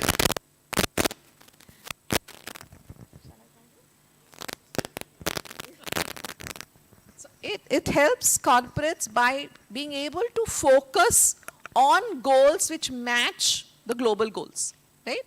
Now, what have countries done? India has established the Niti Aayog in order to fulfill our commitment to SDGs. And how does that happen? What have they done? They have formulated policies which say, we will help you achieving certain objectives if you contribute towards the SDGs, right? So therefore, a lot of government's policies in terms of funding that you get, in terms of grants that you get, come from how are you contributing to the SDGs. So in fact, if you look at, because we're talking about G20, and it is, the motto for G20 is Vasudhaiva Kutumbakam, right? That is the core of sustainability, right? At the core of sustainability is Vasudhaiva Kutumbakam. We all one, the planet is one. We all have to work towards getting this planet working, right? And from there has been the concept of sustainability, competitiveness, and I think holistic capital markets. The history then comes is where everybody tried to speak nicely to the corporates and said, let's do this, and then they thought the best way is to press the point where it hurts the most, and that is investment, right? So the world, the banking systems, etc., were pressured in order to say, if you pressure the companies that we will not give you investment, if you do not follow sustainability, then you're going to get punished, right? And therefore, ESG, according to me, is a reporting format about sustainability initiatives of an organization, environment, social, and governance. It's a non-financial reporting, right? But at the core of it really is, how are we making the world a place which is livable for our next generation? At the core it is, what is our contribution towards ensuring that at least we don't destroy, forget making it better. Right now we have reached a situation where we don't destroy, and ensure that the next generation has a planet in which they can live. And a lot of people say, oh, save the planet, right? Nothing is going to happen to the planet. We are the species will get destroyed, the planet, there's nothing. We are like a very small speck for the entire planet. We don't have to worry about the planet. Let's just worry about ourselves. Worry about ourselves and our next generation. And the only way we as people in the corporate world can contribute is ensure that sustainability is incorporated across the entire system, okay? And, okay, this is my like, pet subject, so I won't speak more. So there therefore I think is the importance of ESG, and like, it was said earlier that y'all are the governance heads, y'all are the ones who control and gatekeepers of such an important aspect of compliance. And the push has to come from y'all as professionals, that we need to go beyond just ESG compliance, right? And I think we can talk about ESG reporting.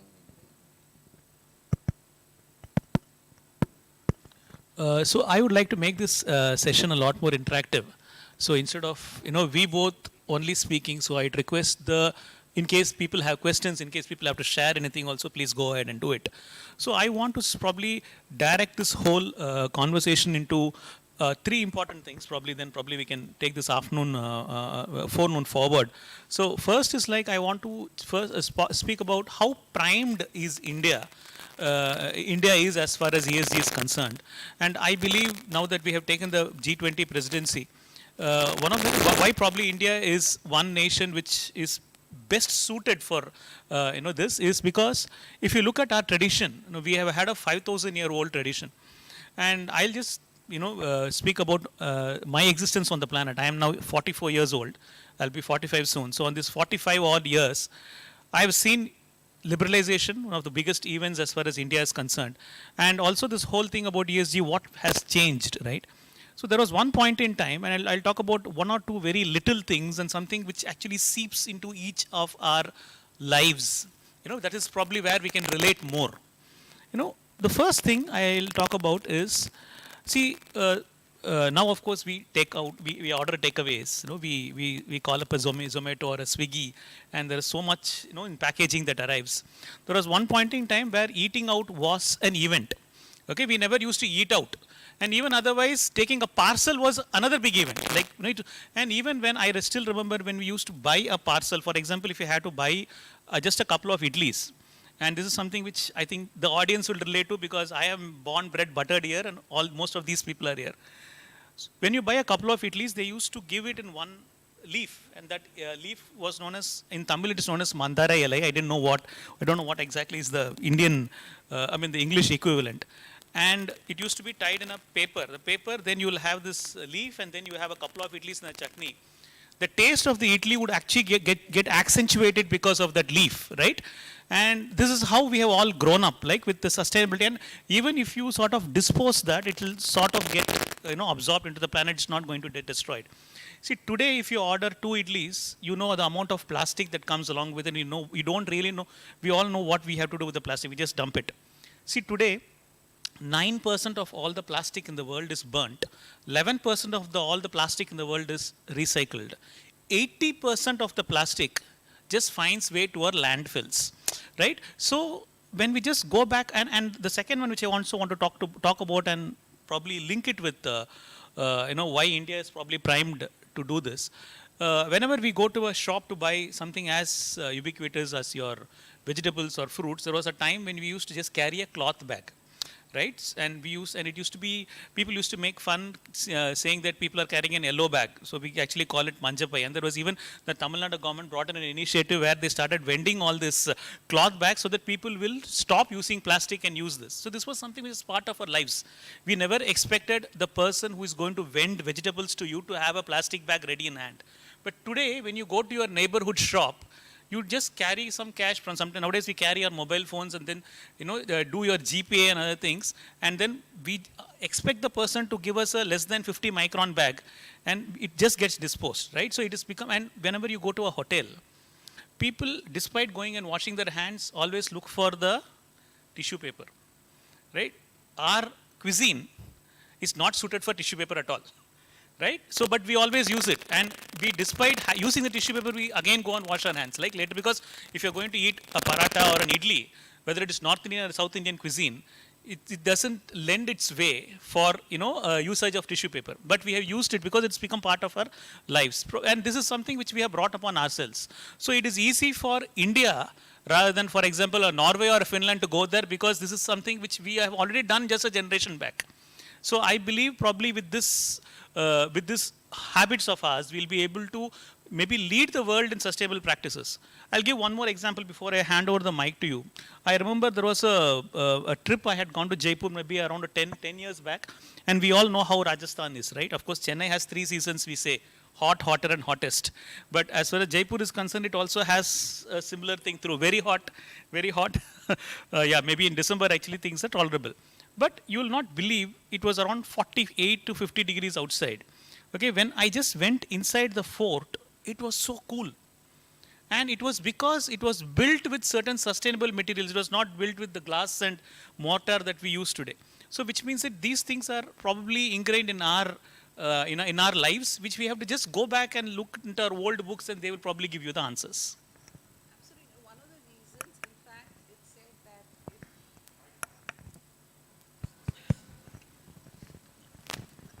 it is said that if the UN SDG goals we have to reach, if it is possible to reach by 2030, it is only going to be possible if India achieves its goals. The reason is, A, we are the largest population. 2, we have an educated population. 3, we are part of the supply chain of nearly 90% of the largest corporates in the world. One way or the other, we are part of the entire supply chain, either in terms of technology or either in terms of actually supplying some particular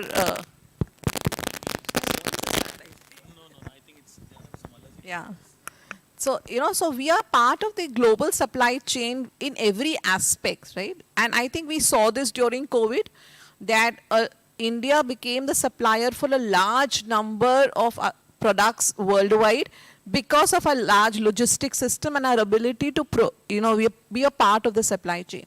So now for corporates, like he said earlier, the SMEs and the corporates today, if you want to be part of any business worldwide, okay, if you want to export, if you want even to be a supplier of a small screw in any country in the world, the large corporates are going to see what is your ESG footprint, right? So from a sheer practical perspective, the value that you get by actually being compliant and communicating, reporting your compliance is humongous. A lot of people, everyone says compliance is boring, right? Why should we need to? Something very simple. Let's say if this is true, right? If you want to be a part of a particular company's supply chain, you're going to have to give all the information of your environment, social and governance initiatives. Are you ready to give all these reports 100 times to 100 companies who are speaking to you? Or would you rather do the entire exercise once, develop a sustainability or an ESG report, and if someone asks you for the initial discussion, just hand them that report, which makes more sense as an organization. So therefore, ESG is also very just, if you look at it from a sheer common sense perspective, it just makes sense to go through this effort once and hand over this document to anybody who asks for it, so that at least you are not, as an organization, removed from the discussion at the first level itself. So it is not only a compliance with the regulatory method, it's your sales and marketing basic today. You cannot do sales and marketing for any large orders anywhere in the world. Forget international. Even if you today have to sell to Tatas or to a large company which is is compliant, the top 100, you cannot do it unless you give your sustainability and ESG report. So it is not necessary that it's only regulatory, it's just basic business survival.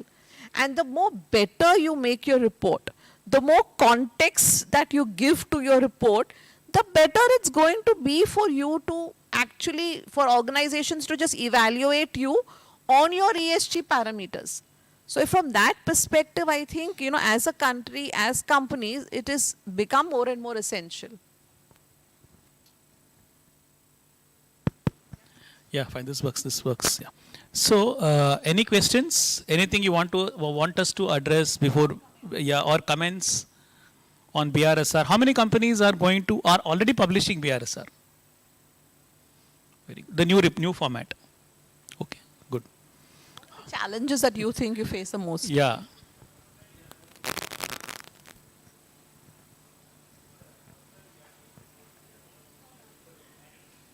I think the sound system here is not sustainable. For the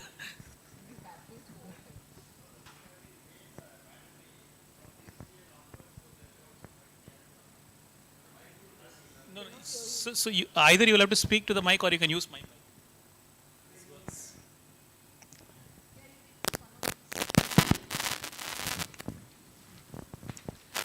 Since it has been made, am I audible now? Yeah, very, yeah, please. So, since it has been made mandatory, from this year onwards, we are going to publish BRSR. And most of the companies now, since it has been made mandatory, just they want to publish the complaints angle only. And it should be internal, as Madam rightly pointed out, and it should be from within. People have to really look into the BRSR compliance and really look into the sustainability practices, and they have to contribute. It should not go just like compliance. So Mira, I'll just say something and then I'll request you to comment. No, since the regulator has made it mandatory, Yeah. it is taken as the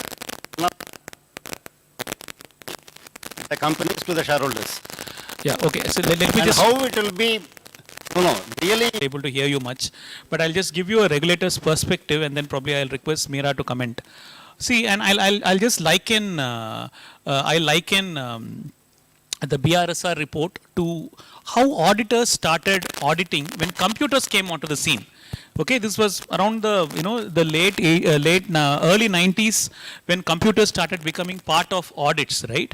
So initially, when auditors weren't very happy with the fact that computers became part of their their job.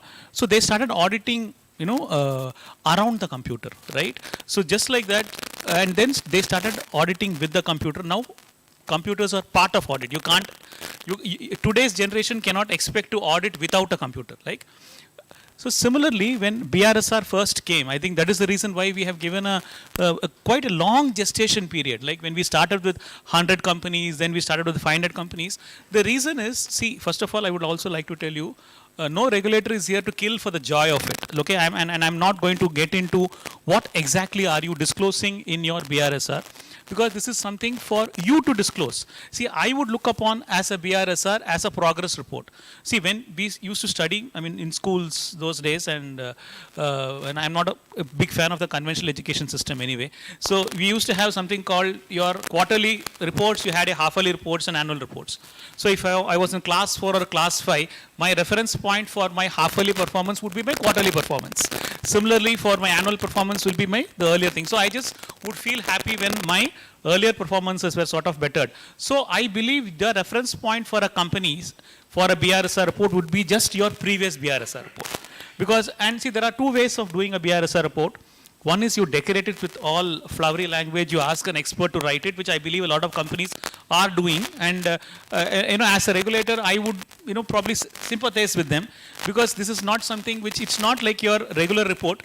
This is a report which you want to write for yourself, your stakeholders, so that you can go back and refer tomorrow and look at what are the things that you have done over the previous report that are better. Because see, if you look at the whole ESG part of it, a very important part of ESG is social. Yes. See, there was one point in time when wealth maximization was the only aim of an investor, right? See, today people want to do sustainable investing. Initially, it was brought in by institutional shareholders, stakeholders. Now people are reluctant to probably invest in a company that pollutes too much, as much as it probably adds value to my, as much as it may be a blue chip company, right? It may be a blue chip company, but the fact is that in case it's going to have an impact, a negative impact on the environment, then people may actually shy away from investing, right? So that is probably where your BRSR report is going to add a lot of value. That's what I feel.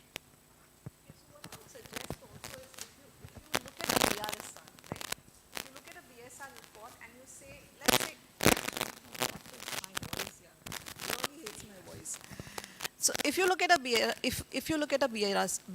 report, and if you say that, okay, fine, I'm just going to do compliance. Just compliance, nothing else. Even to do compliance, you will have to have some ESG initiatives planned. You cannot just write numbers over there without having done something. So it is like, okay, fine, just do it for compliance sake. But even if you do it for compliance sake, you will have to undertake certain activities. And if you look at any sustainability report or ESG report, any ESG report always says what you did last year, what you are planning to do now, and what are you planning to do, what is your end goal, let's say by 2030, right? It is always says, explain like, that's why, so the first, it was explain your strategy. The BRSR report says, explain your strategy for ESG. Also, the interesting part of ESG is the onus is on the board. The board is signing it. So the chairman cannot say, I didn't know this. It's not part of it. It is a strategy that the management has to clearly lay out and say, this is my ESG plan and strategy, and this is what I'm planning to do now, next year, and where am I going forward. So even if you have to fill up it as a compliance process, believe me, you cannot not be sustainable. Even that simple process will take you. And I always tell people that you will pay KPMG 10,000 crores or 10 crores or 20 crores to give you an ESG strategy. Instead, just take any any format of ESG reporting, and if you just try to fill it out, you will have an ESG strategy in place. Just by sheer having to fill that form out and wonder, what am I going to put in this next year? The things that you will be compelled to do is your ESG strategy. Right? So just to take a thread from what Meera talked about as far as a consultant is concerned.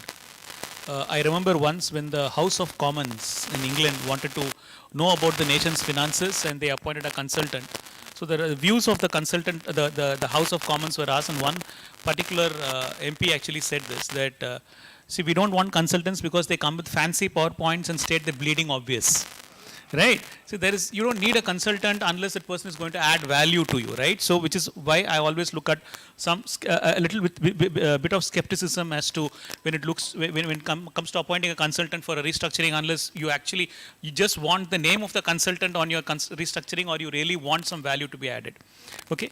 And I come to the last part of this discussion, and before I ask Meera to speak, I just want to throw some light on ESG ratings, because that is also, because it's also an opportunity, right? See, whenever there's a new concept that evolves, when we had corporate governance, we had governance consultants, we had people bringing out corporate governance awards, etc. So there is always an ecosystem that sort of gets evolving around it. The same thing has happened to ESG also. Now ESG, even abroad, particularly there is a Bloomberg article which I would request, maybe I'll just share with, it's a free article, it's available on the, and it contains a very granular examination of what is wrong with ESG ratings, right? And what is SEBI wanting to do, and it's something which I would like to say, and which is something which we have sort of mentioned in our papers also. And okay, so is this, I hope there's not a signal for the time. Okay. So yeah, so I was just talking about this whole Bloomberg article, and this Bloomberg article talks about why ratings are opaque, right? And why ratings are not contributing as what they should actually do. What is the objective of a rating, right? When I just go and take a step back and I look at what exactly should a rating serve. A rating should be an indicator to me, right? It sort of benchmarks me to someone else, and probably it even benchmarks me to myself, right? What I did last time. So that rating has to be objective. It should be based on parameters which are known to everyone. So when we initially, India has, as though SEBI has been a first mover, in fact SEBI is probably, in fact SEBI is the only regulator in the world to wade into ESG ratings and bring out a framework. The framework will be out very shortly. The board has already approved it, and it has already, while we will certainly, just like today's credit ratings for debt or anything else, we will certainly not get into how to rate something, which is something which we believe is for the experts to do. What the issue is more about who can rate. Because when I'm going to say who can rate, then I'm going to sort of empanel such a person. In fact, I should use the word register a person. SEBI doesn't empanel, except for forensic auditors, we don't empanel people. So we give a registration to a person to be a person who can do an ESG rating. So there are certain people whom we have mentioned, proxy advisors, certain research analysts with all some, the bells and whistles as far as your net worth, etc. is concerned, key managerial personal infrastructure is concerned. So we have brought all that. But the broad idea is to bring in some semblance of sanity to this whole ESG ratings as a concern, because when you look at certain international practices, we find that the way in which people get rated are opaque. With two companies performing similarly, I give two different ratings for those companies, and there are issues with which why I downgrade a company or probably upgrade a company. So these are pretty specious and inchoate, and these are the things which SEBI wants to probably solve by bringing its whole framework on ESG ratings. Any other questions? Can we take some questions? So yeah, go ahead. Go ahead.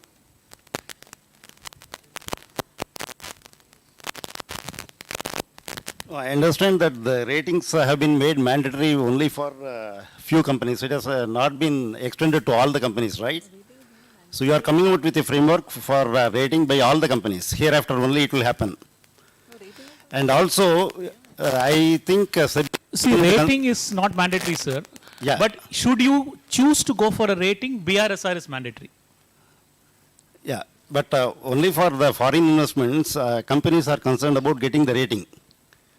And if the foreign investment does not happen, they don't go for rating. Which is fair enough. And if it is extended to all the companies, it is better. And also, as you rightly put it, and registered rating agencies, SEBI has to be careful in registering the agencies which are genuine. See- And we have seen what happened in the rating agencies. Just now, we know, everyone knows about the rating and the person involved in that one. No, he has see- been debarred. No, which is all the more reason why a rating should not be mandated, right? I'm Yeah. just throwing the thing other ways, which is all the more reason as to why SEBI should not mandate an ESG rating, rather regulate the person who is going to provide the rating, which is what we are trying to do. If you look at the CSR compliance, right, and if you look at the CSR reporting formats, which evolved over time, and if you see the difference that made to the entire CSR contributions and the way it was used, right? So initially CSR reporting was made, voluntarily, then it was made mandatory. Then formats were changed from numbers to impact. Then the formats changed from numbers to impact, right? Now that created a whole revolution in the way NGOs functioned, in the way CSR funding got done. Similarly is going to happen with ESG compliance. We are right now we've not even taken a baby step. Even SEBI has just taken a baby step. And I think if you look at it from the worldwide perspective, CSR compliance, India did first, right?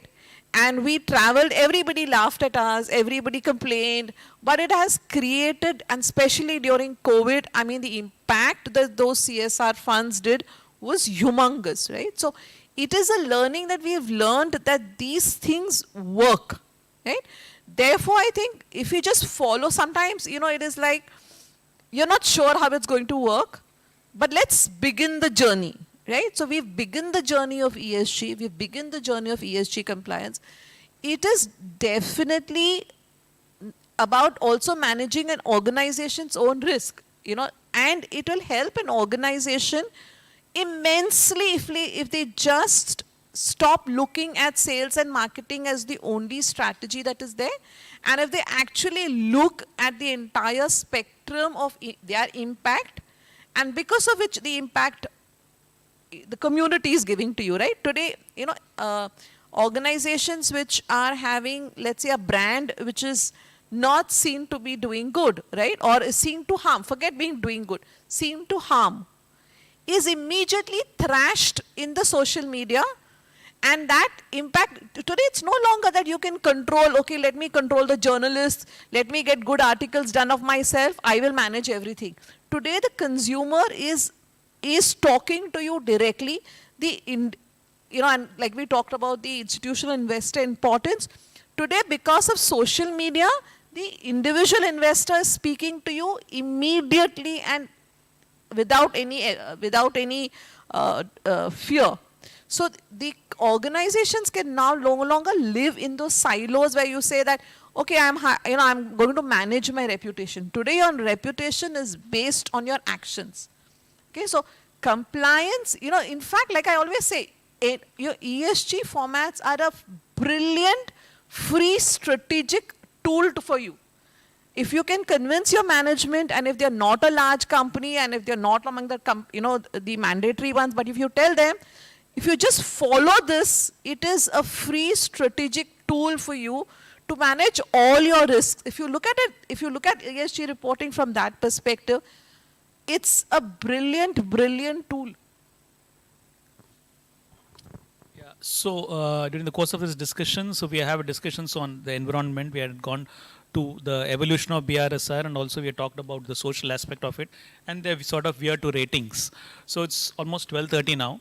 So I request, before I probably say bye for the day, I request the audience, in case there are any questions you'd like to ask. Any other questions? We have had a couple of questions. Yeah. Okay, fine then. Thanks a lot. So my final remarks on this, before I hand over the mic to Meera, would be that don't look upon this as a cost center. I know it's very easy for the doctor to say that take this medicine, things will be all right. But I believe over a period of time, this is something which will become part of your corporate reporting. And you will start looking at how much is the value that it is going to add to you and the company, because ESG, like Meera very rightly said, it's not a black box which I can do without. It is sort of become ingrained as part of our lives, and it's part of corporate life also. So I request you to probably look at it from that particular compass, and probably you will be able to achieve the purpose for which it was sort of designed. Ditto. Thanks a lot for patient listening. Thank you.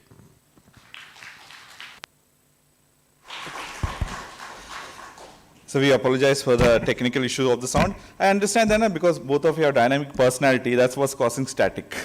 Okay, thank you for your time. And I really apologize on the institute side for we have really worked it out right now. And I request Ramadhan sir to please come on the stage to deliver for his remarks, please. Thank you, Pradeep sir and Meera madam. It's a wonderful section. You are shared us all your practical experience and exposures, both national and international level, and also telling us why it is. It's not like we have to save the planet. We have to save ourselves first. It's very important to us, and also fixing the responsibility on the board also, so that they cannot take it lightly. And Pradeep sir is sure we will see this as a new opportunity, both in practice level and also in the employment level. It's a new recognition for us.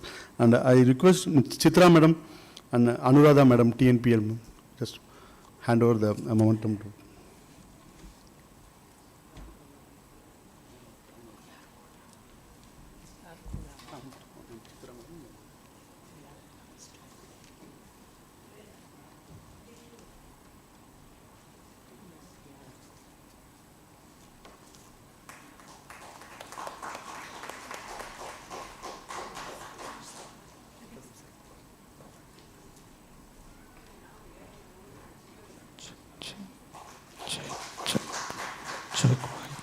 Thank you, ma'am. Thank you both.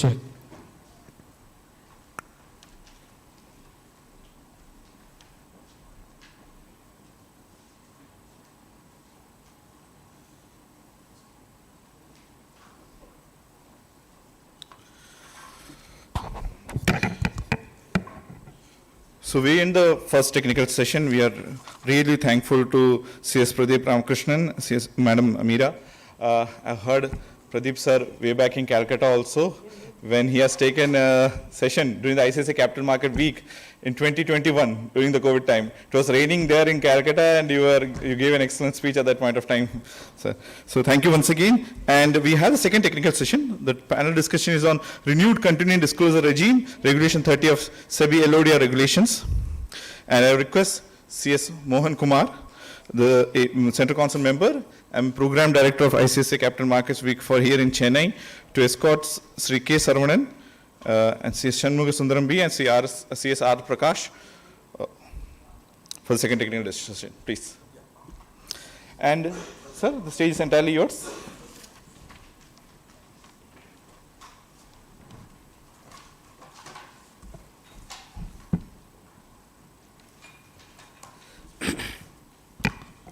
Friends, welcome to the, I don't know whether to tell the second technical session or third technical session, because the first session itself we had a very, very detailed presentation by the ED of SEBI. We have with us Mr.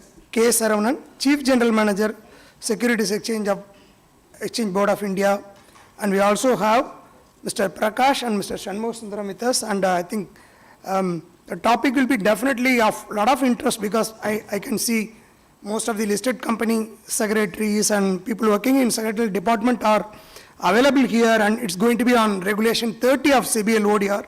So there will be a lot of questions from you, and each of the speaker is going to speak for about 10 minutes each, and then we will take up the questions from you.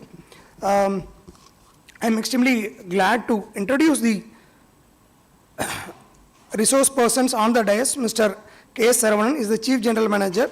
He is an associate member of Institute of Company Secretaries of India since 1994. He has served as company secretary for a Chennai-based industrial house before, before joining SEBI in 1998. At SEBI, he has served largely in intermediaries regulations, mutual funds, market surveillance, inquiries and adjudication. And he has also worked in the regional office and presently in listed companies compliance management department. He has contributed to the Chartered Secretary General of our institute. We are extremely happy to have you with us, sir. I request Mr. Uday Shankar, Company Secretary from NLC, Navy Lignite Corporation. Uday. Okay. I request Mr. Naresh, sir, to kindly come to give the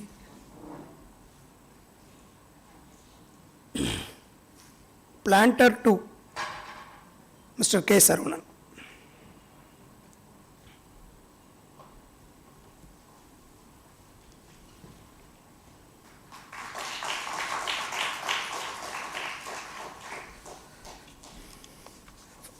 Friends, Mr. Prakash requests no introduction. Very briefly, he worked in defense for more than 10 years, and while working in defense, serving the country, he passed CS course, all the modules in the first attempt. So, he is presently heading the secretarial department of Kothari Group, where there are 25 companies are there, more than 3 listed companies are there. He is a member of Expert Advisory Board of ICSI for the year 2016-17, and he is also a member of Task Force for Company Law and Securities Law constituted by ICSI for the year 21-22. He is a member of Professional Development Committee for the current 2023. Friends, we have been talking about CSR and ESG. I would like to make one information public here, and from Kothari Group for SIRC, they are contributing around 3 to 4 lakhs for infrastructure, and we sincerely thank Mr. Prakash for the initiatives. For basically, these are going to be used for computers in the, students are coming to the library, they are only using the books. So the idea behind Prakash and Kothari Group is, if there are systems, if they want to do any research or something they want to do, they can use the computers, and some other infrastructure also they are supporting. Thank you, Prakash. We sincerely thank you for a noble gesture from your company. I request Stipriya, VP and CS from Cameo, to kindly come and give the planter.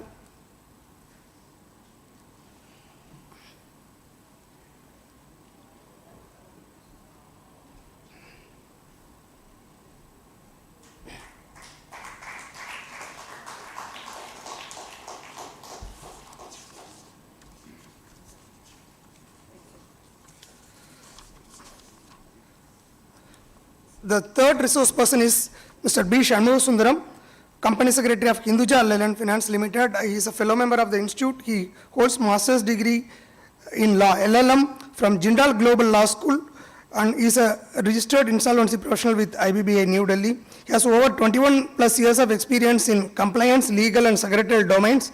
He is a past member of expert group on auditing standard board, headquarters, at the headquarters level, 2021 and 2022. And he has played a very tremendous role and contribution when the institute drafted secretarial standards. So he was a past member of Secretarial Standards Board for 3 consecutive years, 2016, 17, 18, when entire secretarial standards were drafted. Thank you, Shan. We call him Shan, and I request Mr. V. Vishwanathan, sir, to kindly come and give a planter to Mr. Shan.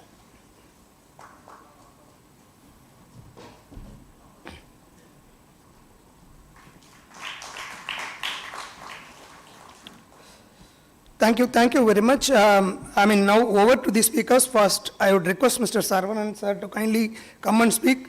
We don't want to take chances. Only this mic is reliable. I would request the speakers to kindly come and speak so that participants will not have any disturbance. Thank you.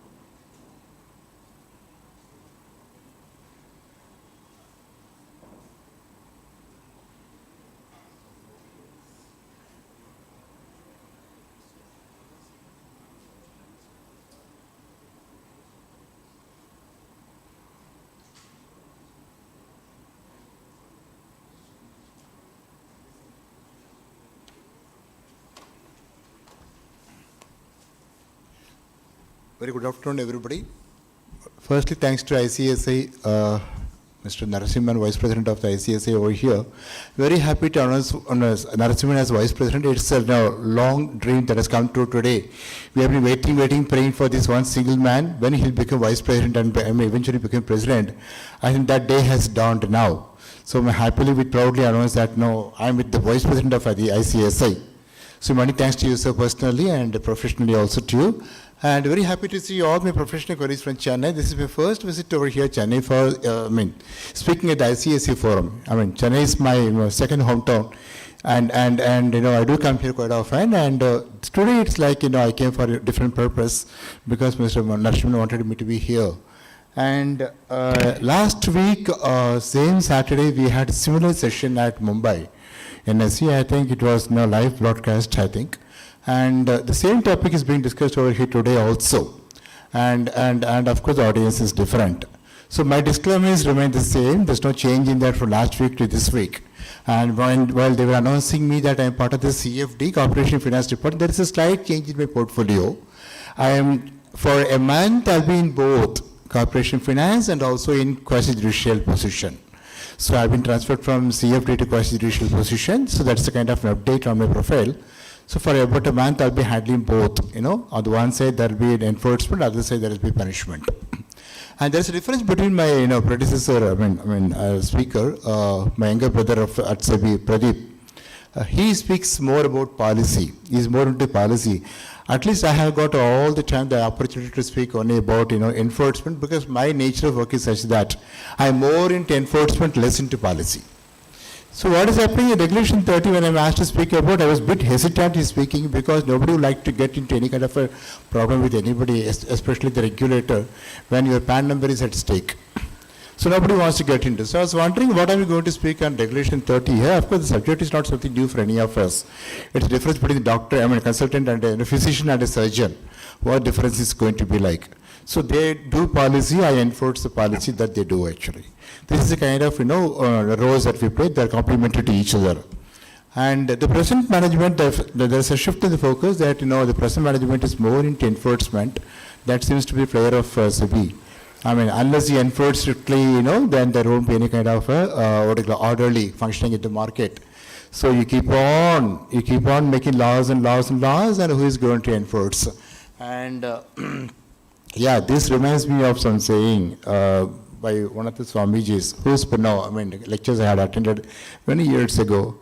In India, everything is there, absolutely there. There's no shortage of, brains. There's no shortage of, laws. Everything is there. There is a lift, yes, there is a lift. But lift is not functioning now.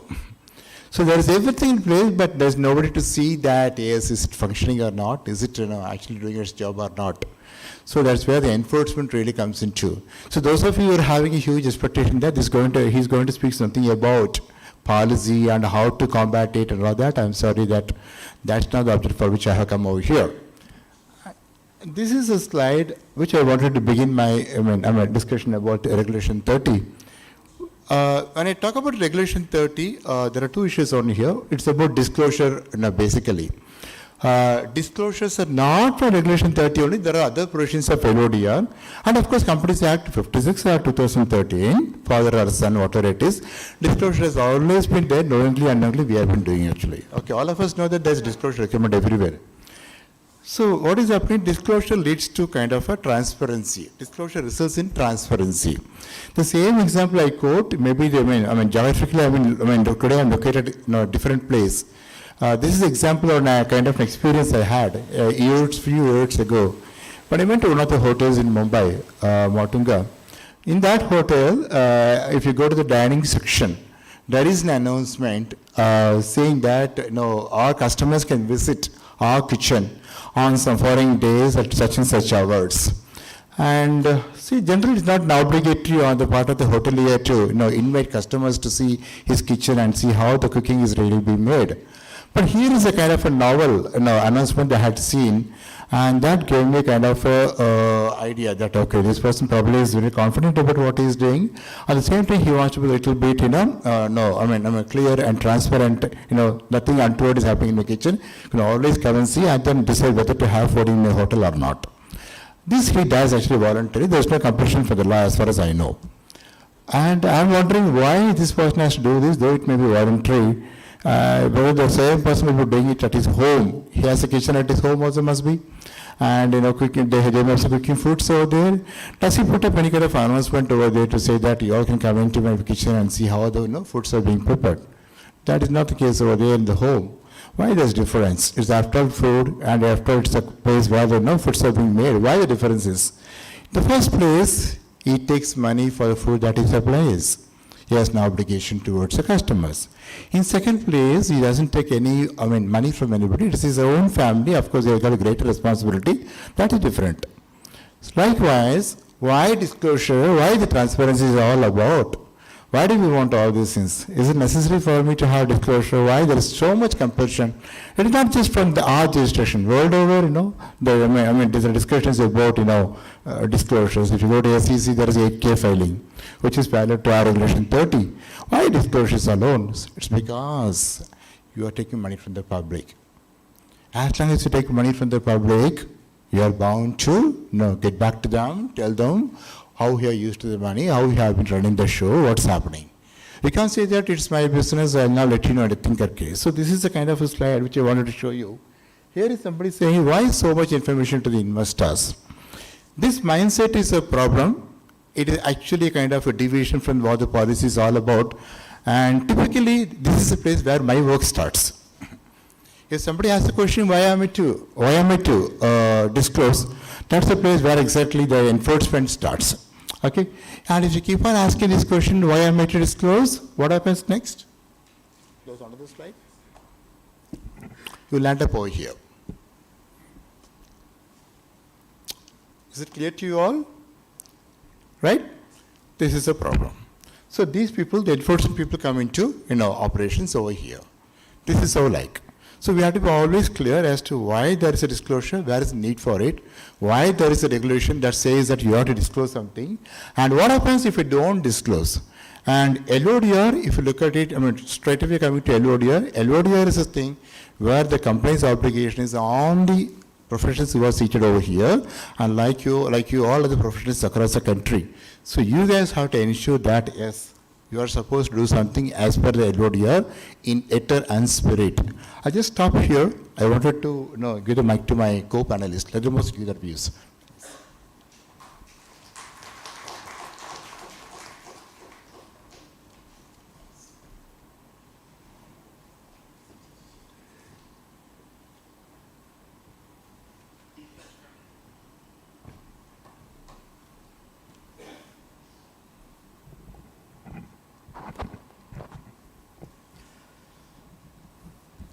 Good afternoon to co-panelist and council member on the dais, Vice President, Regulator SEBI, previous speaker, as well as Chairman SIRC, other dignitaries, and my beloved student.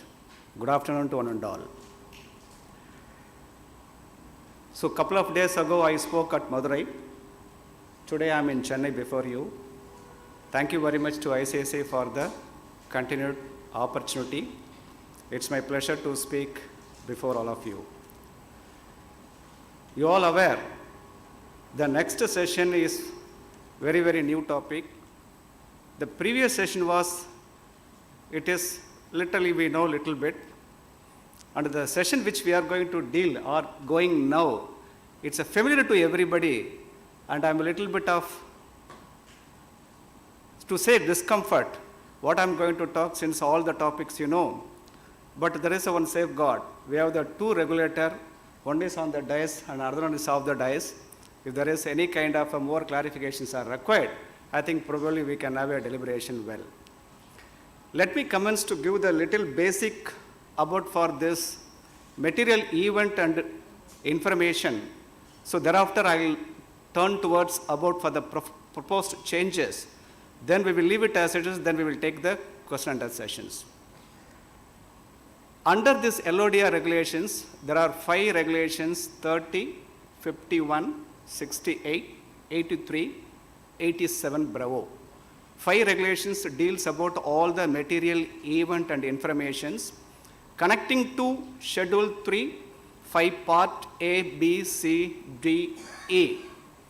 But more predominantly what I am going to deal all about is only with respect to 30/12. I call it a regulation 30. There are 12 sub-regulations are there. Reading with part A, that too mainly para A, which I am going to deal, which are deemed material event or information. We have no choice. Whenever the event occur, we need to make a report. So there are broad responsibility of the board of directors to arrive and conclude all the event or information whichever is more material. As per para A, the 17 item whatever has been enumerated, without applying any test of materiality, the moment event is occur, we need to make a report. Para B item, as of today, then the test of materiality has to be applied. Para B 12 item has been indicated, but in order to make a report, there are requirement that policy has to be framed, KMP has to be authorized.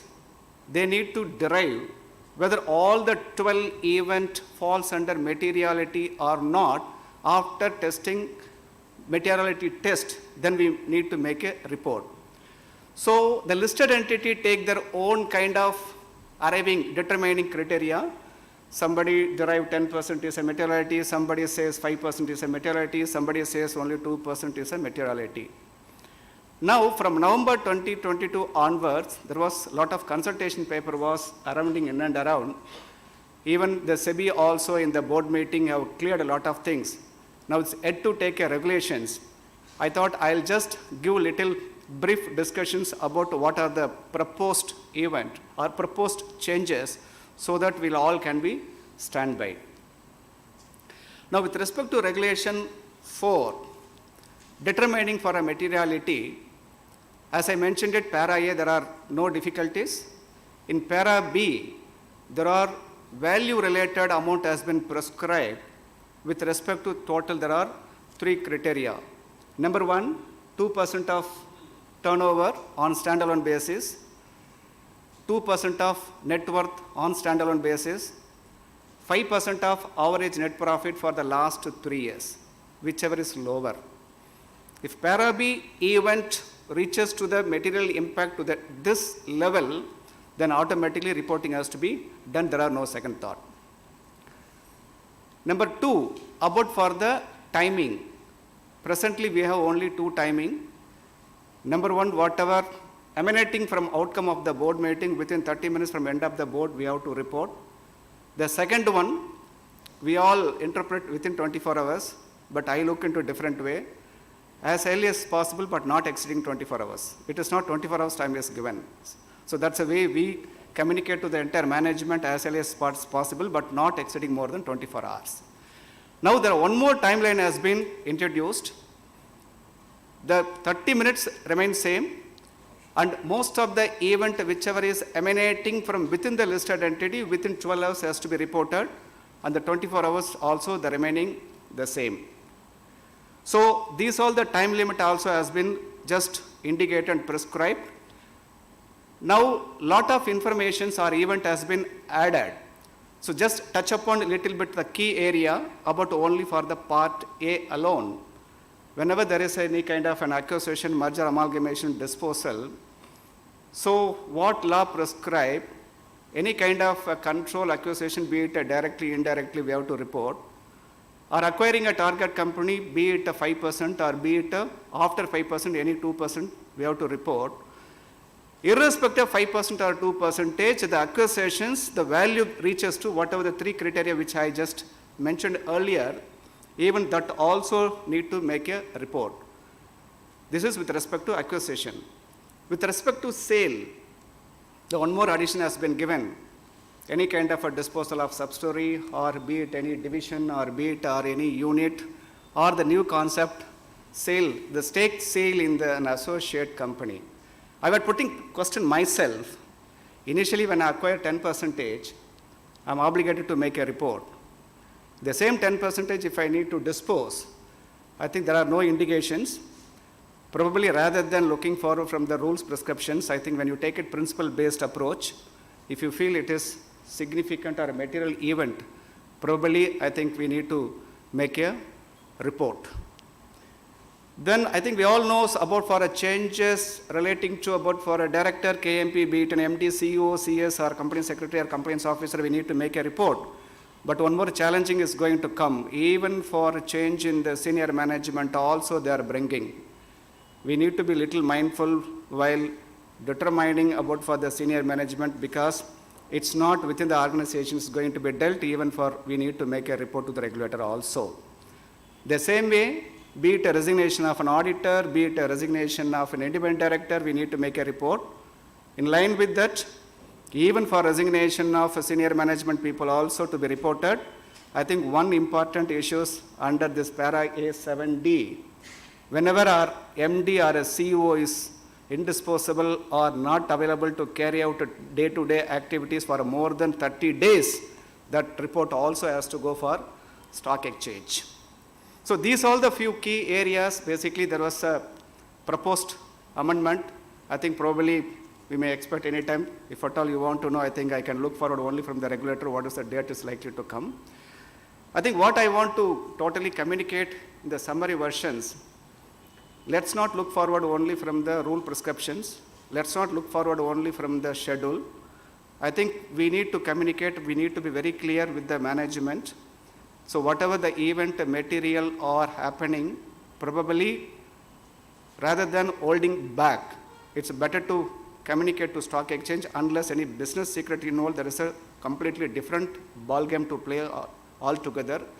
But otherwise, frame a great, very transparent policy, keep disclosing, let's not invite any kind of difficulties. Again, this all the amendment, whatever I think I can say, the based on whatever adjudication order took place, whatever the informal guidance has been issued so far, based on those experience only, but all kind of the changes is likely to come up. Let's take it not only on the letter, on the spirit, both the way. I think some of the more provisions, I think one more faculty will deal it. Then we will take it forward, whatever the questions and whatever the answer our view about for existing as well as for the proposed changes, the interaction could be there. Thank you so much.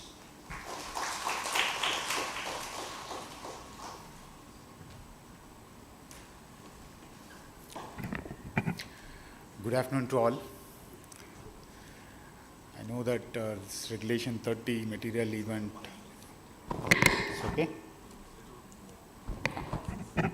Is it audible now? Okay. Yeah. Good afternoon to all, and my greetings to the officials from SEBI as well as to the officials of the SARC. And I also thank you, SARC, for the opportunity to be a part of this session. And we all know that material event disclosure has come a long way from Class 36. There have been separate guidelines on Class 36 with respect to the disclosure.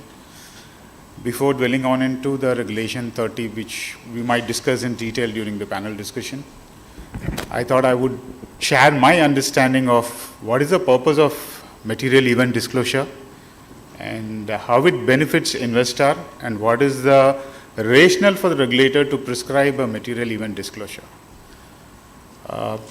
From the purpose point of view, one is that there is an agency relationship between the corporate and the shareholder, where the corporate is an agent and the shareholder is the principal. So the agent has to be faithful to the principal. That is one of the primary reasons, purpose. The second thing is that to prevent willful or inadvertent leakage of information to selective investors or selective people. That is the purpose of Regulation 30.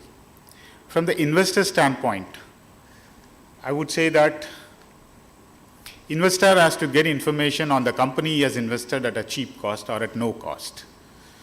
So that will come to him only when the company discloses certain aspects of its operations at regular points of time. Basis this information disclosure, the investor can decide his portfolio strategy, whether to hold the stock for a long term or to keep it for a short term and exit out of the stock. From the regulator standpoint, I would say that we all know that most of the companies have concentrated ownership structures with about 50 to 75% of the ownership held by promoters. So that is one concern for the regulator, where there is to be a proper flow of information with respect to the operations of the company. In addition to that, there must be a level playing field in the market with respect to the information from the company, so that every investor in the market gets the information at the same point of time. That is very important for the market integrity as well as for the investor confidence. So, though there have been various items listed under Regulation 3051, Part A, Part B and all that, we need to be mindful of this purpose and the investment objective of the regulator, investment objective of the investor, as well as the objective of the regulator. If we have this at the back of the mind and then look at Regulation 30 and then look at any specific event, whether to disclose, not to disclose and all that, I think the chances of making error is quite less. I'm not saying this is a complete solution where you can, easily decide or determine whether to disclose, whether an event is material or not. But having this at the back of the mind and looking at things might help to make the disclosures in a better way without any default. And we all know that it's one of the very significant disclosures from the listing regulations point of view, where under Part A there are various items which have been listed. Part B, again, Part B relates to more of business operations, financial results, and delisting and all that. So, in terms of probably one point I would like to highlight before concluding, in terms of the variation between Regulation 30 and 51. Under Regulation 30, the timeline for disclosure is 30 minutes for certain items and 24 hours of certain items from the occurrence of the event. Whereas under an explanation under 51, there will be a minor difference, wherein it is given either from the occurrence of the event or from the receipt of information. There is a slight variation there for debt listed entities where bit of leniency is there. And similarly, with respect to disclosure of material event of subsidiary, it is for any subsidiary, not for the material subsidiary.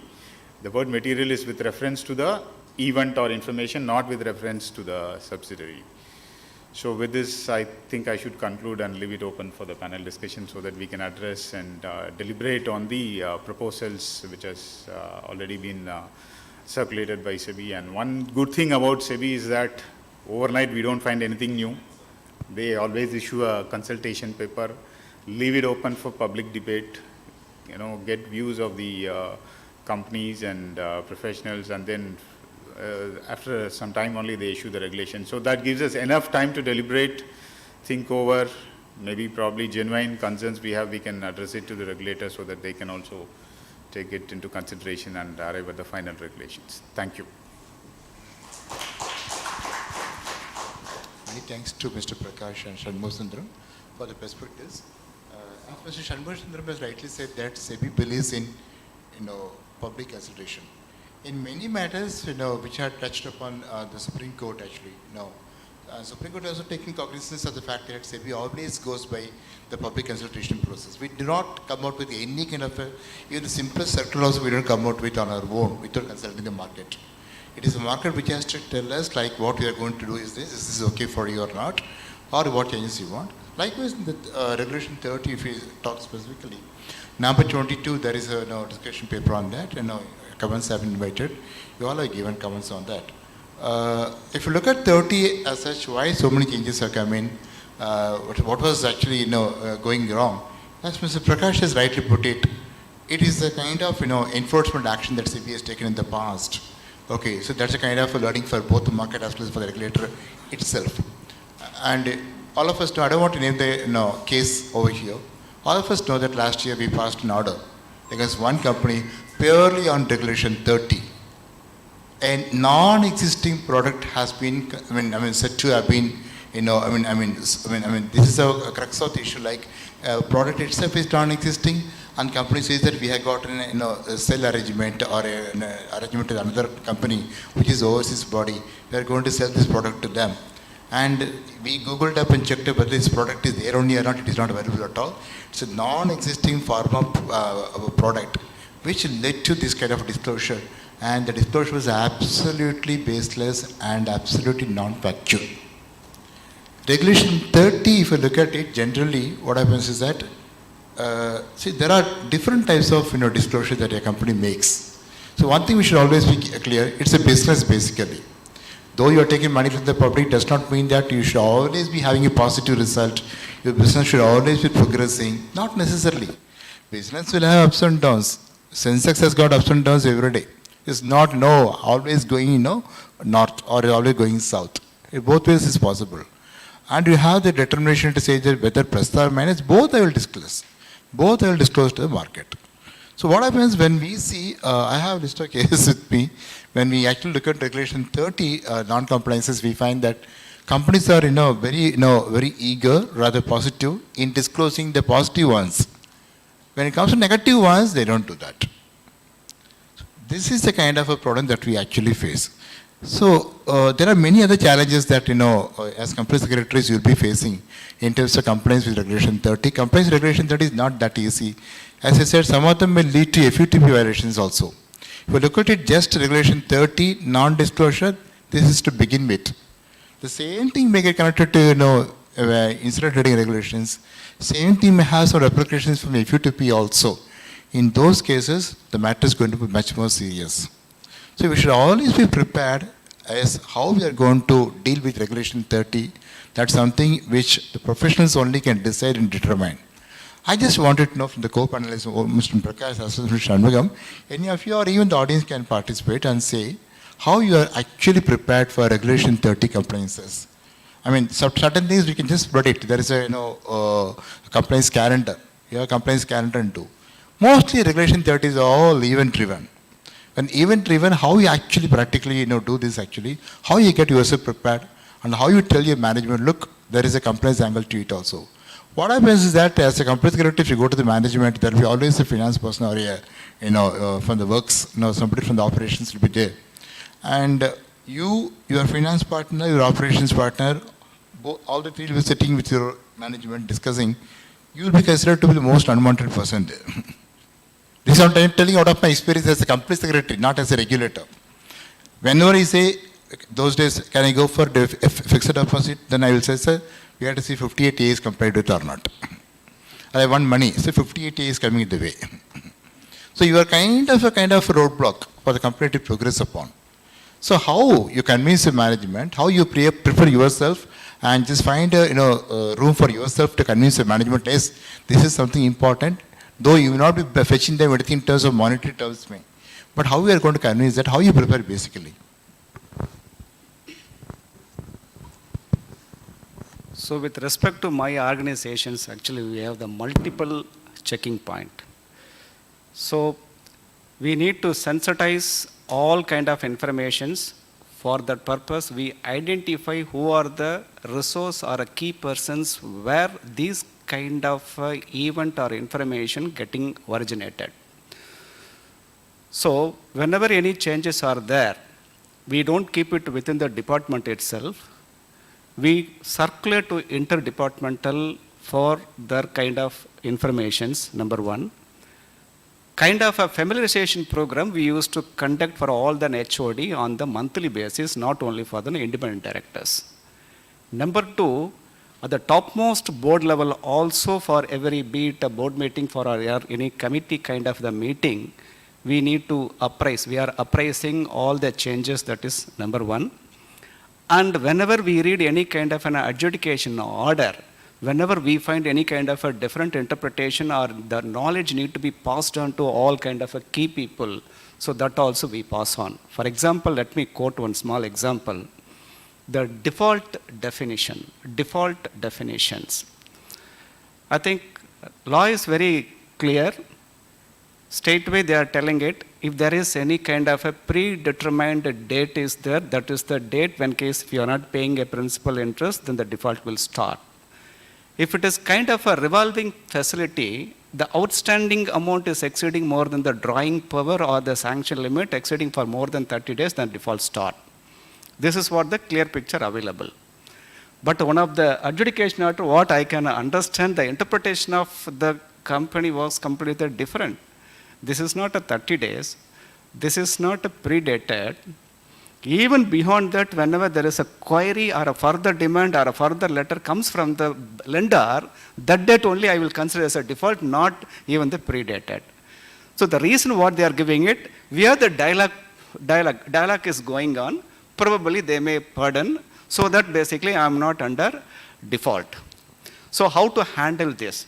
So this kind of information, we pick it up from time to time, and we apprise the complete all the key people. Please look into this. This is not a way we need to interpret actually. Even regulation 30, sub-regulation 7 will be very, very useful for us. Initial stage, please communicate this is a positions, and whatever there is a development happening from time to time, the development we can keep on reporting. It is not a sacrosanct, only once you are report, you can stay back. So this is what we just prepare them.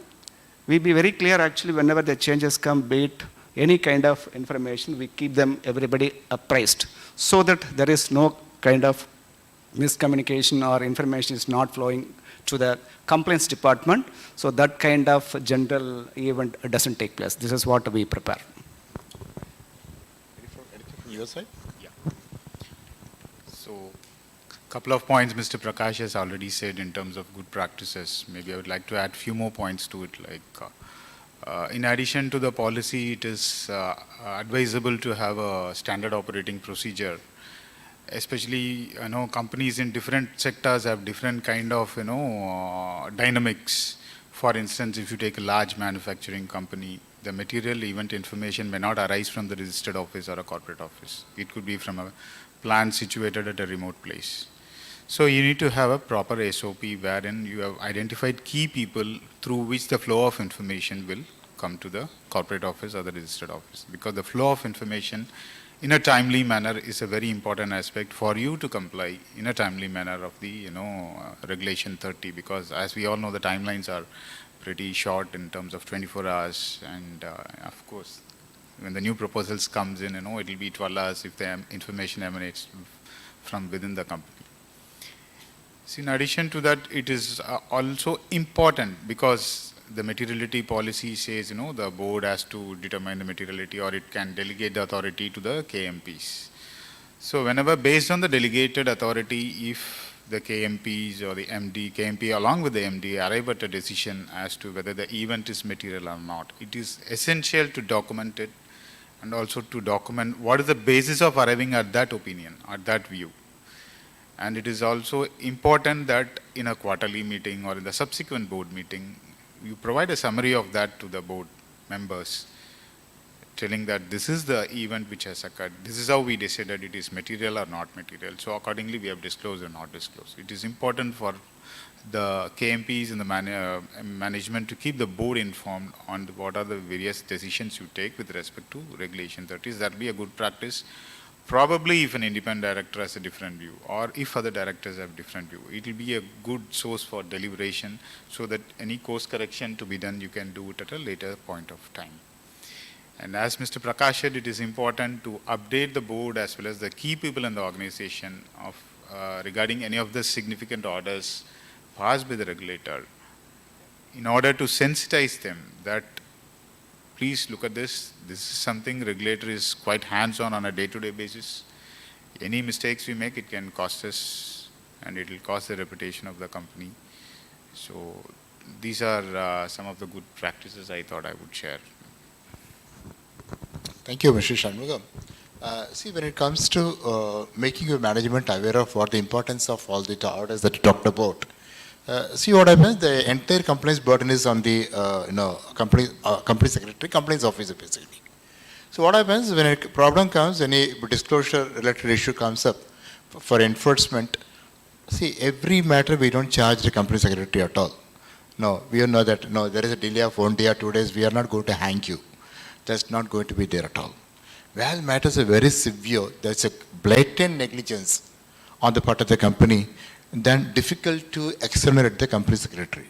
But this is one piece of law which I remember out of my 26 years of experience in SEBI, clearly says that the compliance officer is responsible. Rest all other places, if you see intermediate regulations, we say that the compliance officer shall independently apprise the board of any non-compliances, just stops there. But this is one thing that is going even beyond that, saying that just whistleblowing is not enough. You are responsible for doing it. That's the reason what happens in some of the matters in LODs, we are punishing some of the company secretaries also. Not that we are not punished, we are punished also. Okay, so what is happening here as a secretary, as a company secretary, it's all the more important for you when it comes to any kind of action against you or your company to demonstrate what all the steps that you have taken. The way that he says, I apprise management, look, there is an education order, which says that this is wrong. And if you continue the same thing tomorrow, we may also end up meeting the same kind of a problem. Please do not do this. So this is a kind of a homework diligence that you all have to do. This is safeguard you particularly. So your management may be saying something, you may be doing it, that's fine. As an individual, how are you going to safeguard your PAN? That's more important. So as an enforcement person, I would not like to see you anybody officially in my cabin. So all should meet me only personally or because of professional reasons. If you come before me for any hearing, I'll be personally very sad. Because I am also fellow member of the ICSI, only my own colleague is coming and appearing before me for certain wrong reasons. So personally, I'll be really sad. Of course, I got my own obligations to do. I'll be discharging my duties. But again, please keep your pants safe. This is a message I want to convey to you all. Okay, so what is happening? There may be a management policy, management thinking. I mean, that may be purely from the commercial point of view. I did not say anything wrong in that. But compliance is concerned, you have to ensure that, yes, what is expected of you shall be performed. That is more important.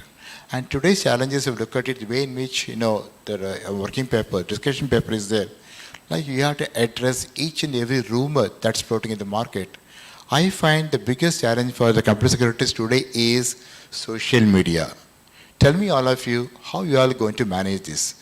Because somebody last week showed me, before I started my session, Saravanan, please see, there is one Twitter handle saying R30. This R30 is nothing but your Regulation 30 disclosures. I told him maybe we can swap it. Instead of going to NSE, BSE website, we can go to the R30.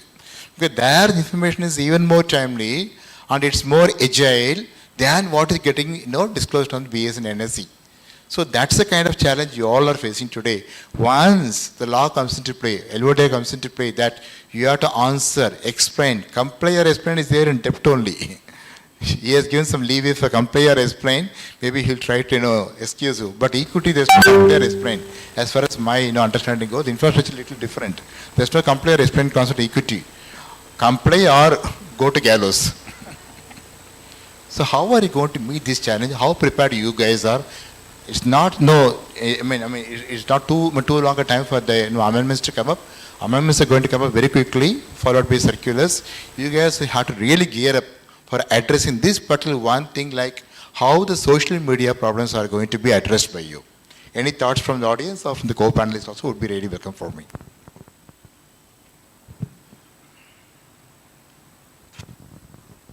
There is one point I would like to just brief now, the interplay between the PIT regulation and the regulation 30. I think always used to be a very hot topic when you connect both.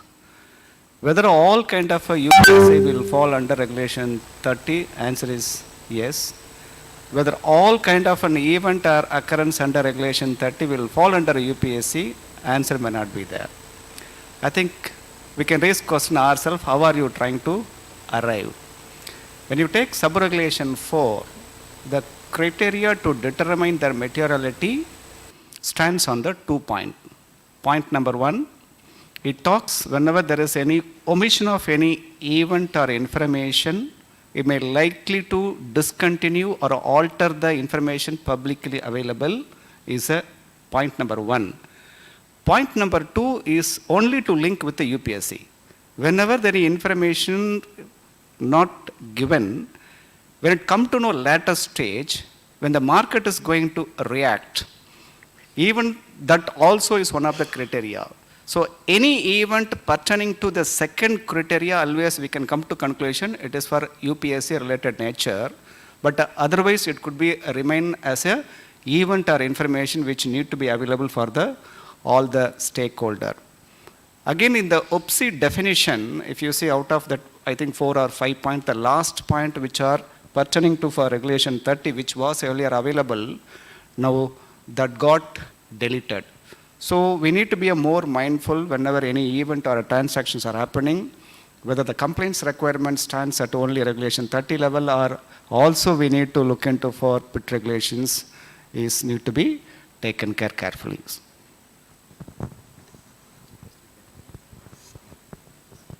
Any other questions from the audience? Audience, any questions from you guys?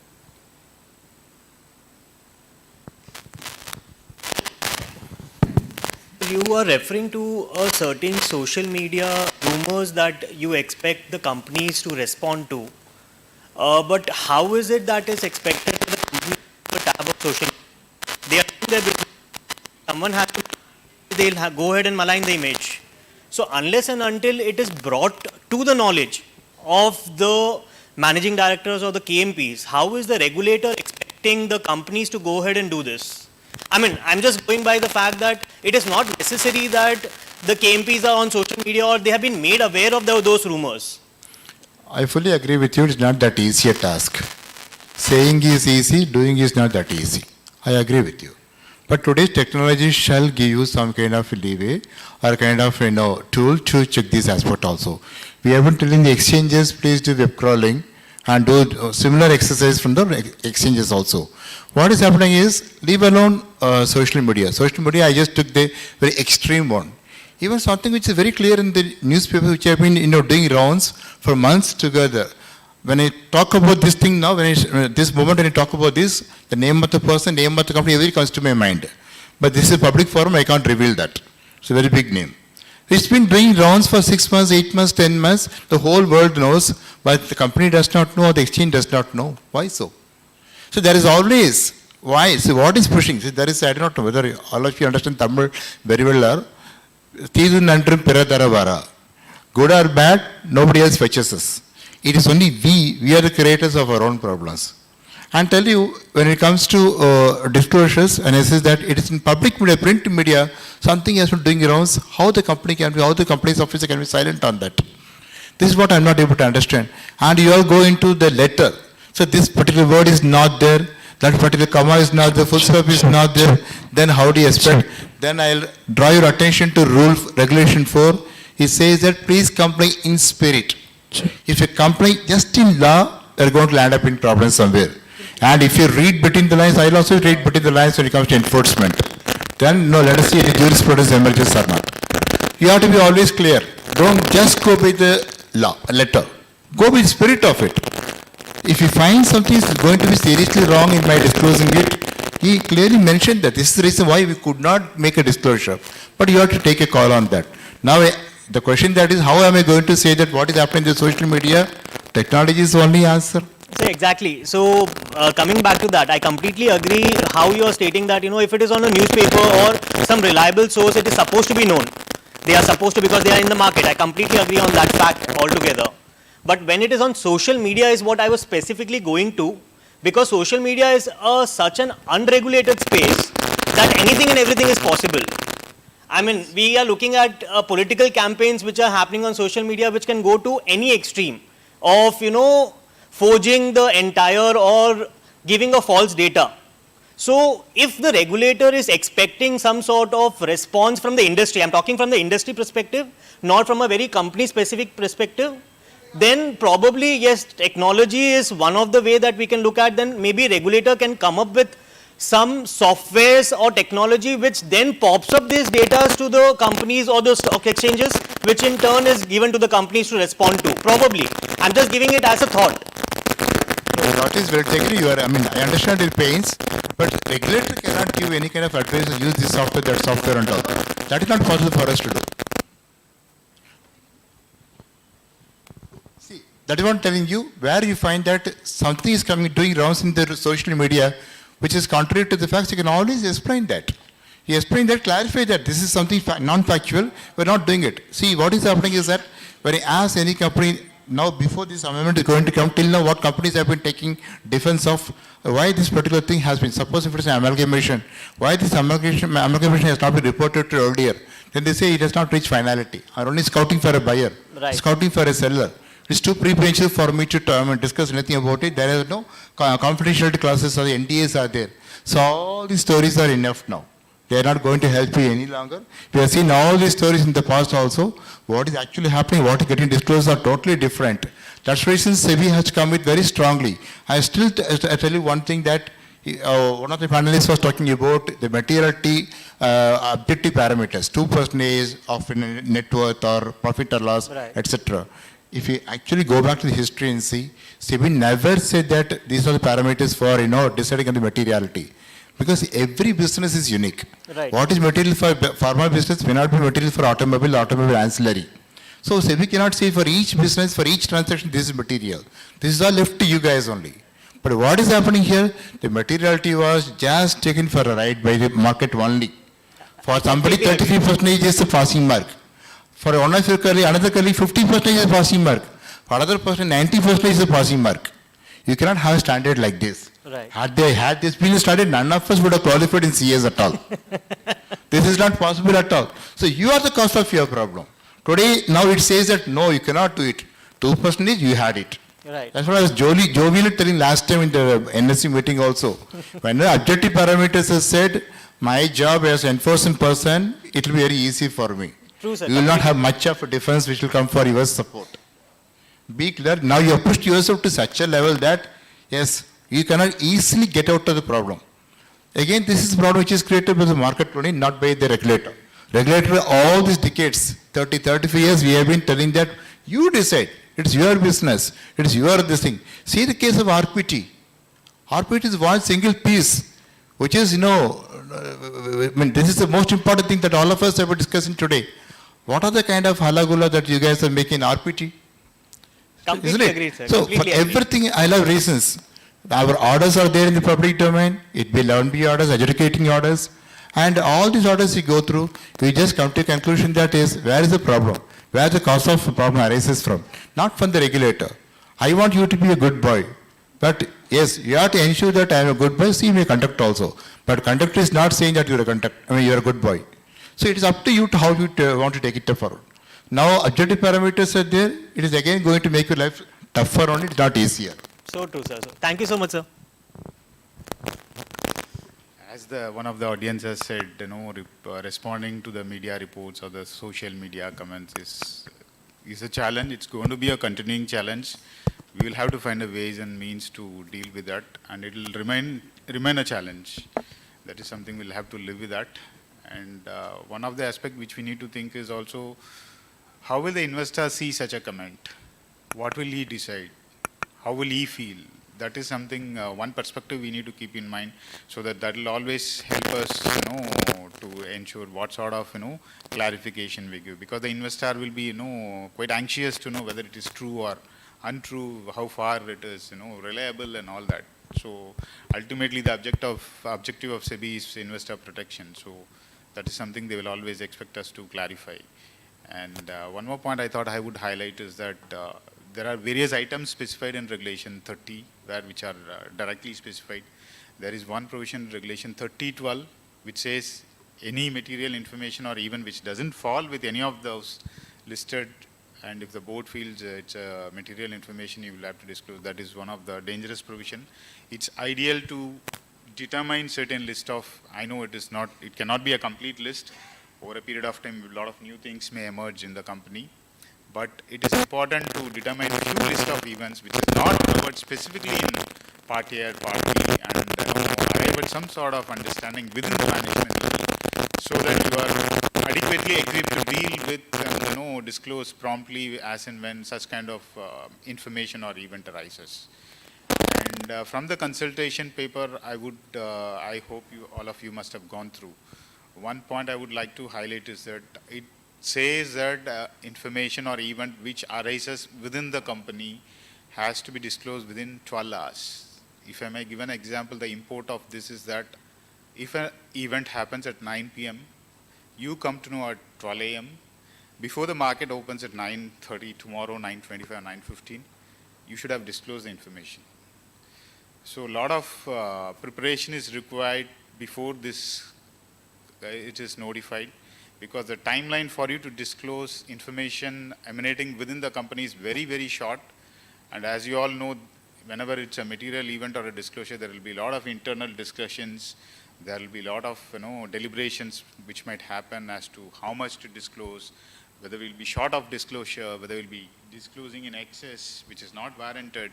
You will have to take into account the competitors in your segment.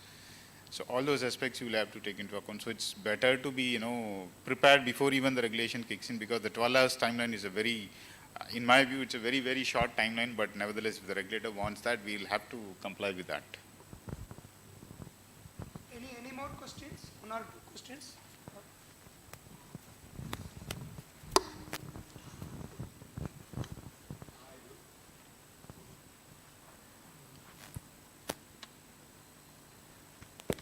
So I would like to take this opportunity, since the SEBI bandits are there. So for example, all the listed companies existing, we have so much of norms, disclosure to monitor what is happening, to take care of the retail investor as well as all the whole investors' interest. With respect to the IPO, if you see in the 2020 and 2021, the company just started 2 years and they're coming for IPO, for public money, to raise the public money. To call it as IPO, we have only minimum requirement of how much to be raised as a fresh capital. The vast majority of us is the OFS. The existing promoters are selling their shares. And the valuation is like a crazy. The company has been completely lost, and the valuation, whatever the valuation they want to give, they can arrive at, there's a valuation backing up, and then end of the day, in 1 year, 2 years alone, the share price crashes. Couple of unicorns, they call it fintech, whatever name you call it. End of the day, the retail investor is losing heavily on this front, but as a regulator, so what are the steps we are taking up to just enforce that when you call it as an IPO, how do we ensure that it is actually utilized for the IPO? In the sense, the true strength, the capital is raised for the business, not to sell the promoter's shares. And packed money or private equity, they're just making the money and washing away from the India. Any regulatory guidelines or any thought process coming around this, because the retail investors losing heavily on this front. Thank you. Yeah, I know you must be having one particular issue in mind as far as this is concerned. You come out to X price, then the share price goes southward, and the PE investor exits at a huge profit. So I do not say, this has not happened, but if you look at the kind of the route that we are actually having in ICDR, even loss-making company can also come out with an issue. Now the company should really be profit-making. Loss-making can also come out with an issue, and we are only going by disclosures. We do not say anybody that you please invest in this or not. We have got nothing to do with any of the issues like. So it is investors who have to be wary. Can I invest in the new age companies? If you just give me 1 more minute, I'll tell the name of the company, so I don't want to say that. You got to decide whether you want to invest in that or not. So it's for you to decide. Some more measures are in the offering. As far as this is concerned, some checks and balances are going to come up actually. But as far as investors are concerned, we are going by the disclosures only. You take a call. It's a new age company. Whether this company can have so much, profit-making capacity will be there or not. Losses are already there. When the break-even will be, when the company is going to start yielding results. So this is a call which all of you have to take. And all these have been explicitly given in the offer document. Please go through the offer document only. Nothing has been hidden from the investors. You are the one who are taking call. Again, some safeguards might come actually. So the policy department is looking into that aspect actually. Yeah.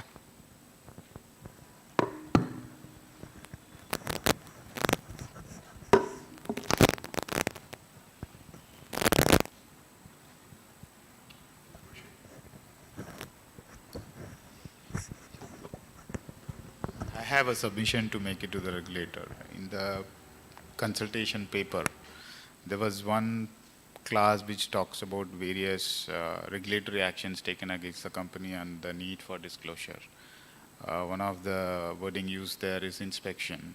And I come from an NBFC, and we have an annual inspection by RBI. Even the banks have that actually. That's a annual ritual for us actually. It happens year on year. In one of the clauses where it talks about loan agreement, there is an exception given for the banks and NBFCs. I would submit that SEBI might consider a similar exemption for banks and NBFC with respect to inspection, because the report is a confidential information which RBI issues to us, and it happens every year annually. Submission to SEBI. Let's look into it. Any other question?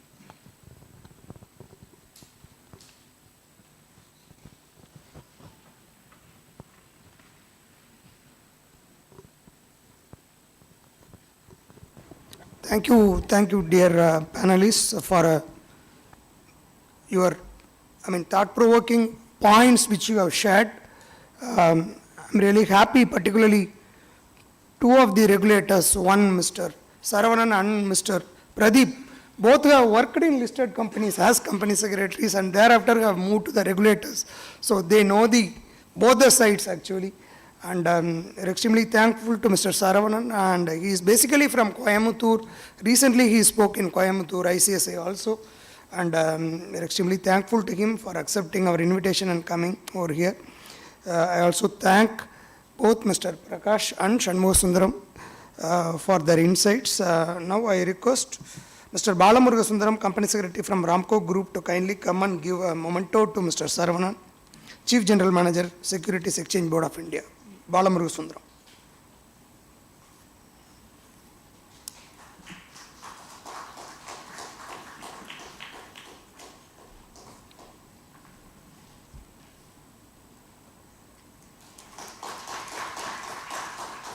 Thank you, Bala. I request Mr. Chandramouli, partner BP Associates, to kindly come and give a memento to Mr. Prakash.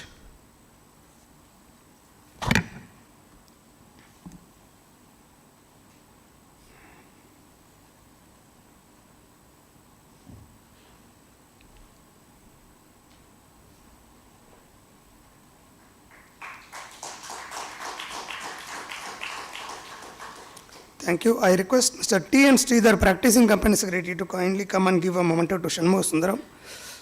Mr. T. N. Sridhar, in his individual capacity, is doing CSR activities for the past 15 to 20 years. He has an orphanage and is supporting food, shelter, and education to poor children. Thank you. Thank you, friends. We can disperse for the lunch. Lunch is being served in the basement, and kindly join for the next session to the same floor. Thank you. Around 2:15, 2:30 we can start around 2:15 we can start the next session. Thank you.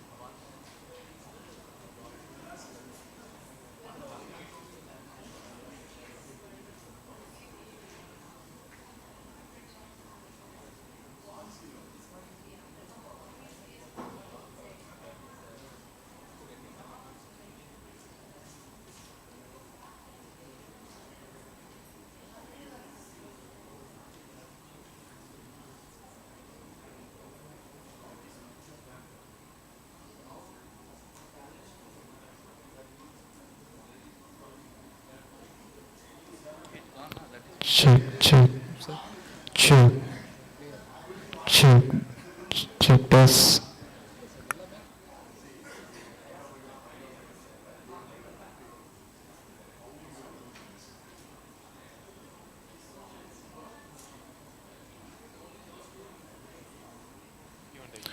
இருங்க ஒரு நிமிஷம்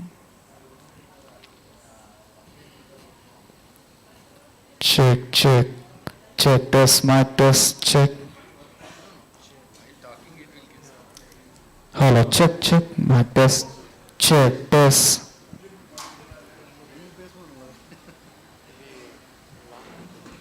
When you are going to that settings, nearing to the mic. Check test check this. Test check check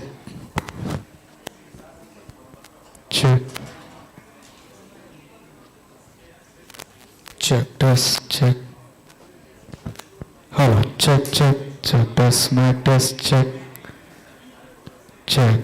Check test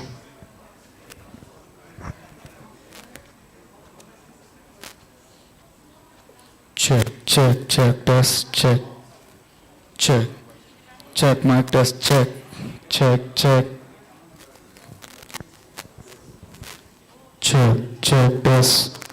check 1 2 3. Hello, check test check check, check, check,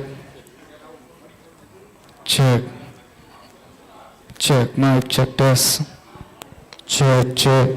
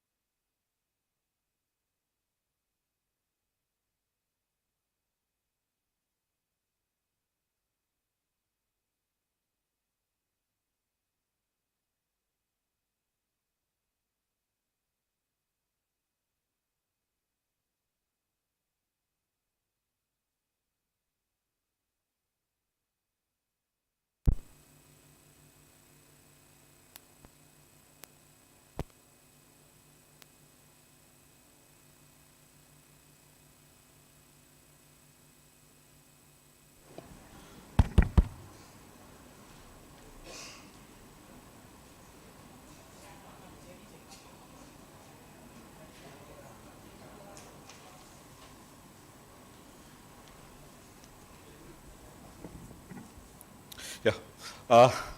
Good afternoon to one and all. We welcome you to the post-lunch session. And the post-lunch session is a panel discussion on social stock exchanges, signaling the start of a new era. And we have two wonderful ladies with us who will be joining in the panel discussion, Ms. Mary Banu and CA Yukti Sharma. And we also have the chairman, who will be the moderator of the session. So I'll request the chairman to please escort both these wonderful ladies onto the stage. With a big round of applause, ladies and gentlemen. You should all be energized after a wonderful lunch downstairs. Okay. So I request the chairman to do the honors of introducing both the speakers to the audience. Happy afternoon. I have the pleasure of introducing both Mary Banu madam and Yukti Sharma madam. It's a very short introduction. Mary Banu has a master's in business administration and human resources management and a postgraduate diploma in computer application. Presently, madam is the director of Center for Social Initiative and Management, Chennai, and director of Social Audit Network, UK. She is a member of Global CSR and Philanthropy Committee of Della Leaders Club, world's first business platform, an accredited social auditor at the Social Audit Network India and UK. She is also a SROI and a social value trainer certified by a Social Value International. She has received the Rix Karmavir Global Fellow 2014 and 15 and Karmavir Chakra Award, a global civilian award given by International Confederation of NGO in partnership with the United Nations for her commendable work for the society. We are honored to have you, ma'am. And I'm introduced Yukti Sharma, ma'am. Yukti Sharma is the Vice President with Regulatory Divisions of NSE. She is a qualified chartered accountant with 20 years of post-qualification experience in capital market and banking. In her 15 years of tenure with NSE, she has served in various regulatory verticals such as investigation, enforcement, exchange complaints, and listing. Prior to joining the NSE, Madam has worked for organizations like Standard Chartered Bank and JC Morgan Chase, ma'am. We are honored to have you, ma'am. May invite Bala sir selling holidays come for giving the planter, and Bala sir PCS comes.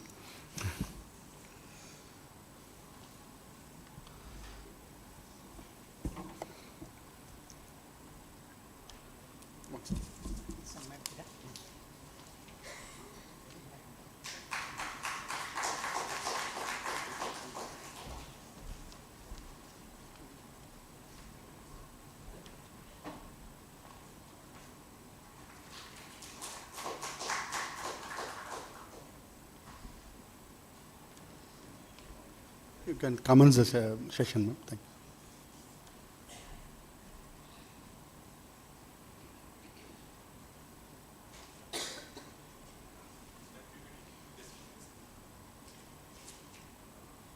Good afternoon, everyone.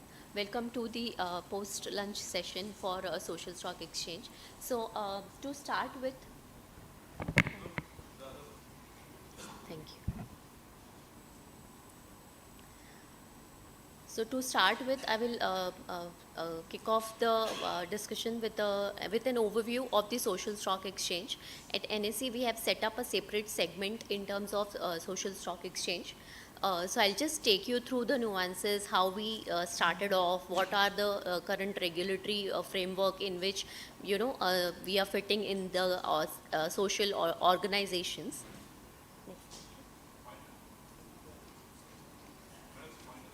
Okay, thank you.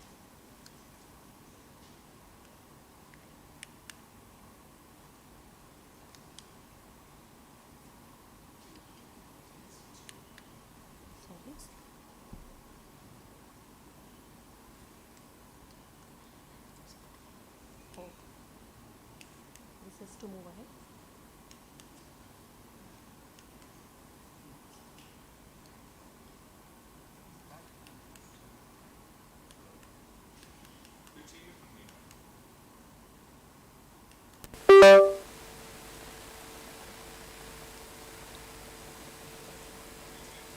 Good. So the entire concept got a kickstart when our Honorable Finance Minister announced this in her budget speech in 2019-2020. Thereafter, our regulator and a lot of advisors to the NPOs, the social audit firms have, deliberated and brought this concept to life now. The regulatory changes that were required to bring this to life are immense, and I will brief those to you as well.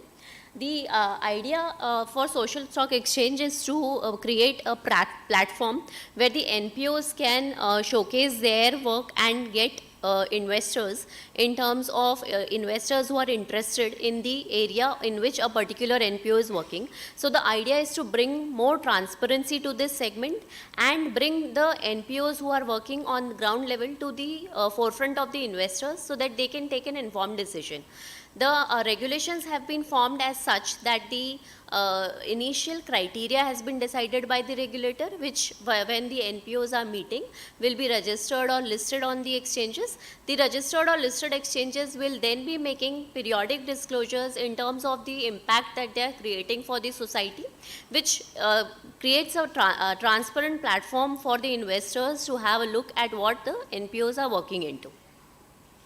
The regulatory changes that SEBI has introduced in this area. So for pre-listing, there is a separate instrument type which has been created, which has been named as zero coupon, zero principal bonds. So basically these can be in a loose way, we can term them as donation bonds, because these do not have a promise of repaying either the interest or principal. These securities will be created by the NPOs for a specific project, and they will have a specific life cycle which will be depending upon the project life cycle only. Thereafter, in terms of ICDR amendment, the entire chapter has been brought in, that which will be the eligible NPOs, what are the target areas that these NPOs might be working in, and thereafter in LODR, what kind of disclosures on an ongoing basis will be made so that the investors and the public at large are getting the continuous flow of information on the on the work area of the NPO. So first of all, let's talk about the eligibility criteria of the social enterprises. So social enterprises are identified as either not-for-profit organization or for-profit organization. So when I say for-profit organization, I mean the entities which are already in the corporate space and working in their own area, which is having an impact on the society. So these, for these entities, the regulations, the regulator has decided that they already have a platform for fundraising. They can do so by raising funds in terms of equity or debt in their existing platform that they are already operating in. So these entities will get listed on the stock exchange on the main board or respective segment where depending upon the kind of fundraising that they are doing. Not-for-profit organizations are the organizations which are eligible and which are working for the society and in the impact areas which have been identified, which are not working for profit but for creating a social impact. Excuse me, can I have a hand mic? No, this is working. Can I have a hand mic, because I have to turn again and again. It's working?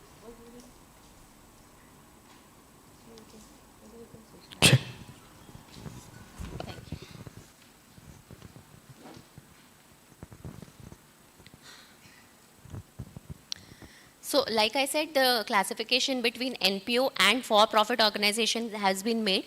The target sector has been identified in terms of the work that they are doing.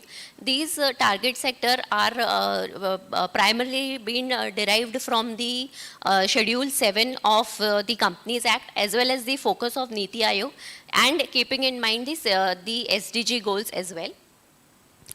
The predominance of the organization will be defined by 67% of 3 years average, either of the revenue or expenditure or the customer base that they are targeting. This 3-year average is important because in the eligibility we have defined that the NPO who's coming to hit the market should have an age of at least 3 years. The exception has been made for corporate foundations, political and religious organizations. We've kind of left them out because they already have certain mechanism for fundraising in terms of having a corporate support to them. These are the eligible activities that has been identified and defined specifically in the ICDR. So we have 16 areas defined here, which are primarily covering the, like I said, the Schedule 7, the CSR part from the Companies Act, as well as the SDGs and the Niti Aayog focus. So if we see, most of them are, revolving around the sectors that we feel need a lot of impact creation in terms of creating the awareness and education, healthcare, the gender equality, environment sustainability, social, supporting the social enterprises themselves, creating financial inclusion, and all the other parameters.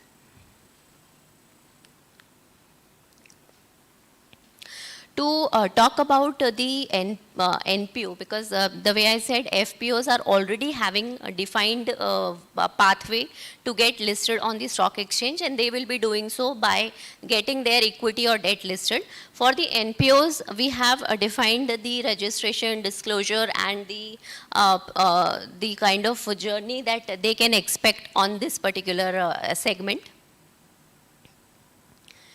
So for NPOs, there are 2 routes on which they can choose to come on a social stock exchange. One being registration, and the second being listing on stock exchange. For registration, they may keep doing the fundraising which they are presently doing, and they will be only registered on the exchange. So in terms of registration, the benefits will be that investors will get a complete information of the work that the NPO is doing. If they choose to raise funds, they can subsequently go for listing. So registration becomes the first step for an NPO, and thereafter they can choose for fundraising and listing for their thing. So the securities that have been defined for NPOs are zero coupon, zero principal bonds, mutual funds, or development impact bonds. FP continues to have the same security in terms of equity and debt which they are presently having.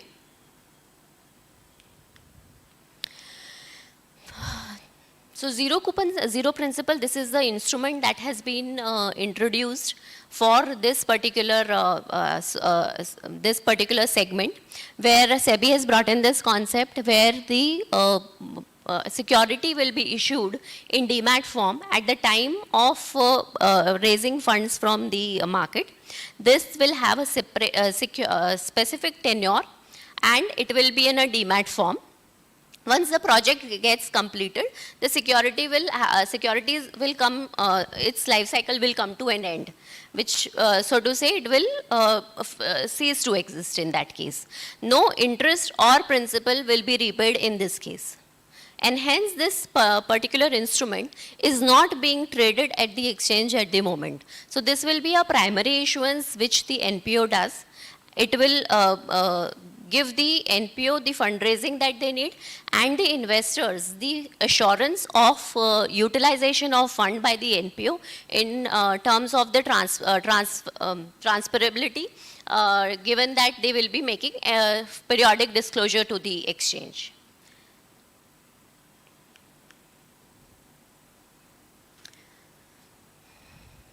I just mentioned this will be demat only form. No physical securities are being anticipated here. The minimum issue size if the NPO is trying to raise fund will be a crore, and minimum application size has been pegged at 2 lakhs. This is to have a barrier sort of thing for the retail investors, because to start off we are going with this 2 lakh kind of a minimum application size, which is also there in this SME market segment of the exchange. Minimum subscription has been pegged at 75%. So if the NPO fails to raise till 75%, they will need to refund the entire money. If they are raising between 75 and 100, they will need to make a disclosure of how the gap will be filled in for the remaining in the disclosure document. The modes for issuances can be public issue as well as private placement. So in terms of public issue, a lot of other areas will come into picture in terms of bid period, how much how the investors will be coming into the market and investing, putting in their bids and all those things. In private placement, the placement happens outside the exchange purview.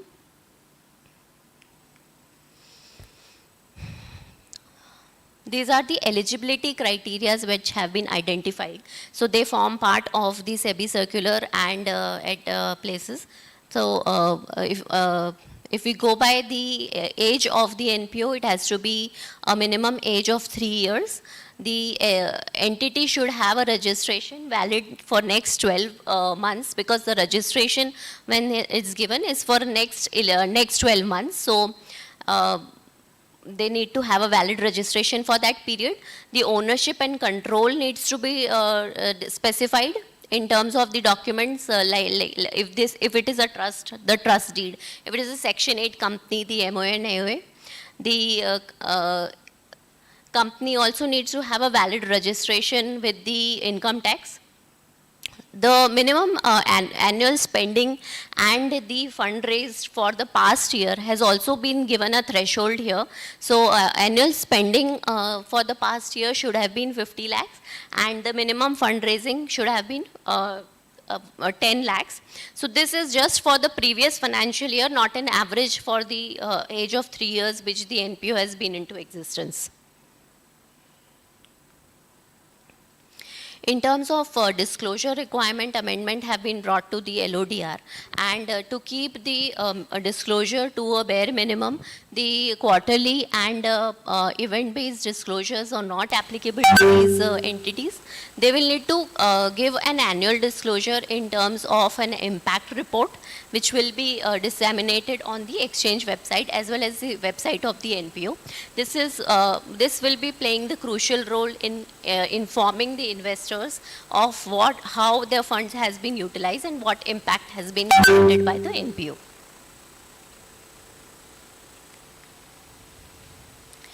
If we talk about a value proposition for the NPO to come to the market, so they will, of course, get more visibility in terms of being registered with the stock exchange, and therefore the investors will have a quick overview of what are their activities.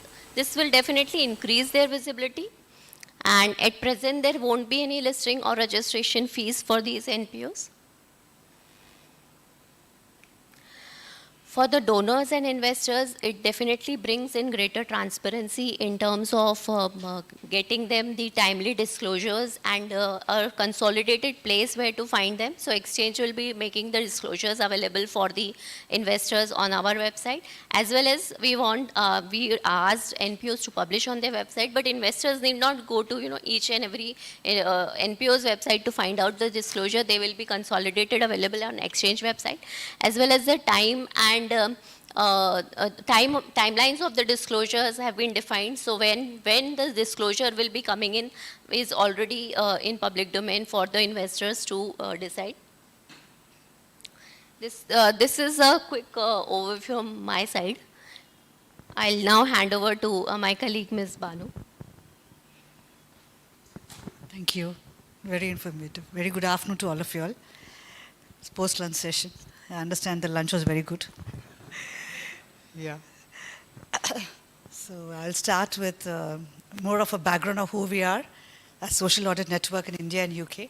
And then I'll go through the nuances of what social accounting and audit is, what social impact assessment is. These are all jargons, I would say. Basically, they are impact reporting. Okay. So can we move on to the presentation, please? Yeah. So Social Audit Network, way back in the UK in the year 2006, a group of philanthropists and social leaders, they started this concept of impact reporting and having this transparency and accountability in the entire process of social enterprise management. Yeah, that's how we started. So here in the UK, there are a set of directors. One of them is me, of course. And we have members also. So every year they call for applications and nominations. So it's a very transparent process of electing the board members there. And they will also encourage a lot of exchange of information amongst the social enterprises and amongst the social audit members. So India, we were launched in the year 2010. In fact, we are the Indian chapter of Social Audit Network, UK. So we had a set of trained auditors from UK come and train a group of auditors in India. So that's how we started engaging in social accounting and audit. So what is this social audit? Social, yes, we know, but audit, company secretaries and auditors, chartered accountants, we all see the financial side, right? Here we're looking at how effective that finance is put into action and how that impact has made the difference, no, amongst the people whom we are serving with. So it could be from education to disability to women and whatever verticals we are looking at the ground realities and having one-to-one feedback elicited from the beneficiaries or the stakeholders and then coming out with your own findings. So you may say, okay, anyone can do that, yeah? So when we go home and check the food and we say, oh, there's less salt and or more spice, that is one way of just having an observation and having your own judgment. But here, this standard framework of how we report. Yeah, so we have a set of indicators, a structured way of consulting the stakeholders and then writing your own findings. So social impact is evidencing the outcomes. So it's not like we say, okay, X amount has been spent, Y beneficiaries have been reached, and Z geographies, and this is the forecasted impact. But we need to evidence that forecasted impact, whether it has been achieved or not. So for that, there's a lot of understanding required in the social space. So financials, yes, you are the heroes for that. But when we talk of social science and all, probably we're not having that much of rote learning. So we need to up that particular component so that we can evolve as social auditors, which is another profession by itself. We do need statistical analysis, regression, and all your statistical sort of knowledge which you already have, but combining it with your social skills and especially with your writing skills, it'll add on as a separate profession altogether. So why do we need to do this? Now SEBI has come in and they're saying, yes, it is mandatory to have social audits being done for projects and reported to the Social Stock Exchange. But before this, the CSR Amendment Act also told that any projects crossing an outlay of 1 crore has to be audited by third-party assessors, and that has to be submitted to the ministry along with your CSR spend. So the last 2-3 years, our team is too busy writing all these impact reports for the corporates. Now with Social Stock Exchange, there is a need for more social auditors. Yeah, the landscape is wide now, and once we have all these skills with us, I'm sure that we can fit into that need. So we have also a lot of purposes behind the entire conceiving of the idea of why we need to have the social impact measurement or social accounting and audit. On the larger frame, we see that people should donate not expecting anything in return. That is the idea behind the entire thing. You see, 60% of donations going for charities are meant for tax purposes. There's a survey done and it has been validated. Yeah, something which the company can gain by doing, as a brand building, I've donated to Cry or Banyan and that image of associating with large organizations, or it is a tax benefit you get, whatever, the mileage you get by donating. But here with the Social Stock Exchange, You are going to be part and parcel of financing that entire organization, see that it achieves the impact it intended. So you're part of the process. And what you're going to expect in return from a green bond or from a development bond or whatever other technical mutual fund you are going to look at is that sort of an accountability in the entire process of funding these social enterprises. There are, I think, one for every 400 people in India, there's an NGO working, right? And how many of them are accountable? How many of them are having the systems in order? How many of them are really wanting to move one step up and fit into that category of having an annual spend of 50 lakh or an average spend of 10 lakh? Very, very few, hardly 10, 15%. So that's because, one, they don't have the skills or they can't afford to have professionals to work on these areas, or they're convinced with what work they do. Yeah? So now with the social stock exchange, probably in the coming years, they may say, like how we have no more 35 AC. Suppose they say no more ATG, then all the NGOs will come saying, okay, now let us have bigger projects and start spending and get funds from the companies who are enrolled in the SSC. So when we have all this, many stakeholders coming and many parties being part of the program, definitely the social agenda is fulfilled. And when we say social agenda, we say social, economic, and environmental agenda, triple bottom line reporting. Financials, yes, we need economic, but again, we're looking at the social and environmental component. Many NGOs are now stepping up to align with the SDGs. So another area for us to understand what they are. Yes, we know what 17 SDGs are. People are talking about it for the last 2-3 years, and we have got to achieve it by 2030, right? But do we know the indicators? And India-specific indicators outlined by the Niti Aayog, a lot of reading material available online. So as social auditors for Social Stock Exchange, we need to upgrade our knowledge on all these verticals, SDGs, CSR Act, yeah, and then the indicators, report writing, the social audit standards which has been brought up now, so that we are also having that, just not writing the examination and having a certificate that I'm a social auditor for a Social Stock Exchange. I saw the paper yesterday, all multiple choice questions and 15 marks for the case studies. How many of you all have applied for that? Just one. I think you all should attempt at it. Yeah? Only when we attempt, we get to know what all we can brush our skills further. And there's a study material also available online, which is free downloadable. You can also buy a book. I mean, know the topics, research, and online you get more and more information. So once you know all these nuances, and then you can really get into the depth of it and get yourself into auditing. So when we communicate, we are auditing for NPOs. And these NPOs, probably they had a particular plan, and in the process in time, they have tweaked it and modified it. And we are, as auditors, we have to see whether the end activity was in alignment with the vision and mission of the organization. Was it something which they had planned ahead? So unless you do an impact evaluation or an audit, you can never see that whether this is synchronizing with what thought process was there at the start of the program. It will also help you to evolve new ideas for continuation of the program or expansion or scaling up. So when we have this social audit report, many of the NPOs are using it as fundraising materials. Yeah, they are annexing it along with their proposals when they ask for donor funding. Now with this report to be made mandatory disclosed in the Social Stock Exchange website, I think, and once they register, they have got more than merry people to come and support their cause.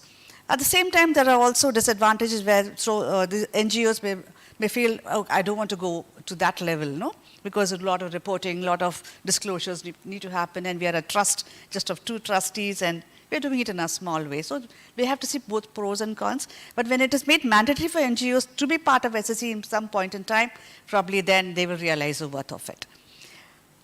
So when we see financial auditors and social auditors, financials, yes, we're looking only at the economic impact, but then we're looking at social, economic, and environment when looking at social auditors. I'll leave this behind for you all to go through it. So why we need social audit again is that when we do this as a process for the organization every year or every 2 years, the organization relooks at its own objectives and the way it's been carrying forward. It makes it more efficient. Yeah, efficient in the means of using the manpower, using the resources they have, financial and non-financial, as well as effective way of implementing the program on ground.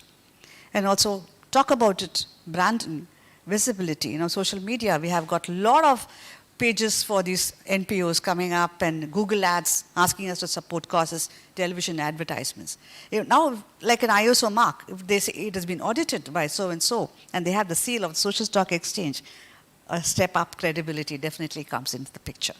So this is definitely a valuable tool for NPOs, and it is our duty to also empower them, the need for them to engage in social accounting and audit. So it adds a quality mark. Many accounts which we have authored and audited, they also want ratings to be done. So there are different frameworks in which we could write the social audit reports. And now social SSC may come up with a reporting framework because multiple donors have got multiple way of asking the donors to beneficiary organizations to report on how they spent, different templates. Probably in process and time, we may come up with a uniform template for everyone to report to the SSCs. That will make it simpler for everyone to understand. So when we do the social accounting and audit, the impact assessment, we follow all these frameworks.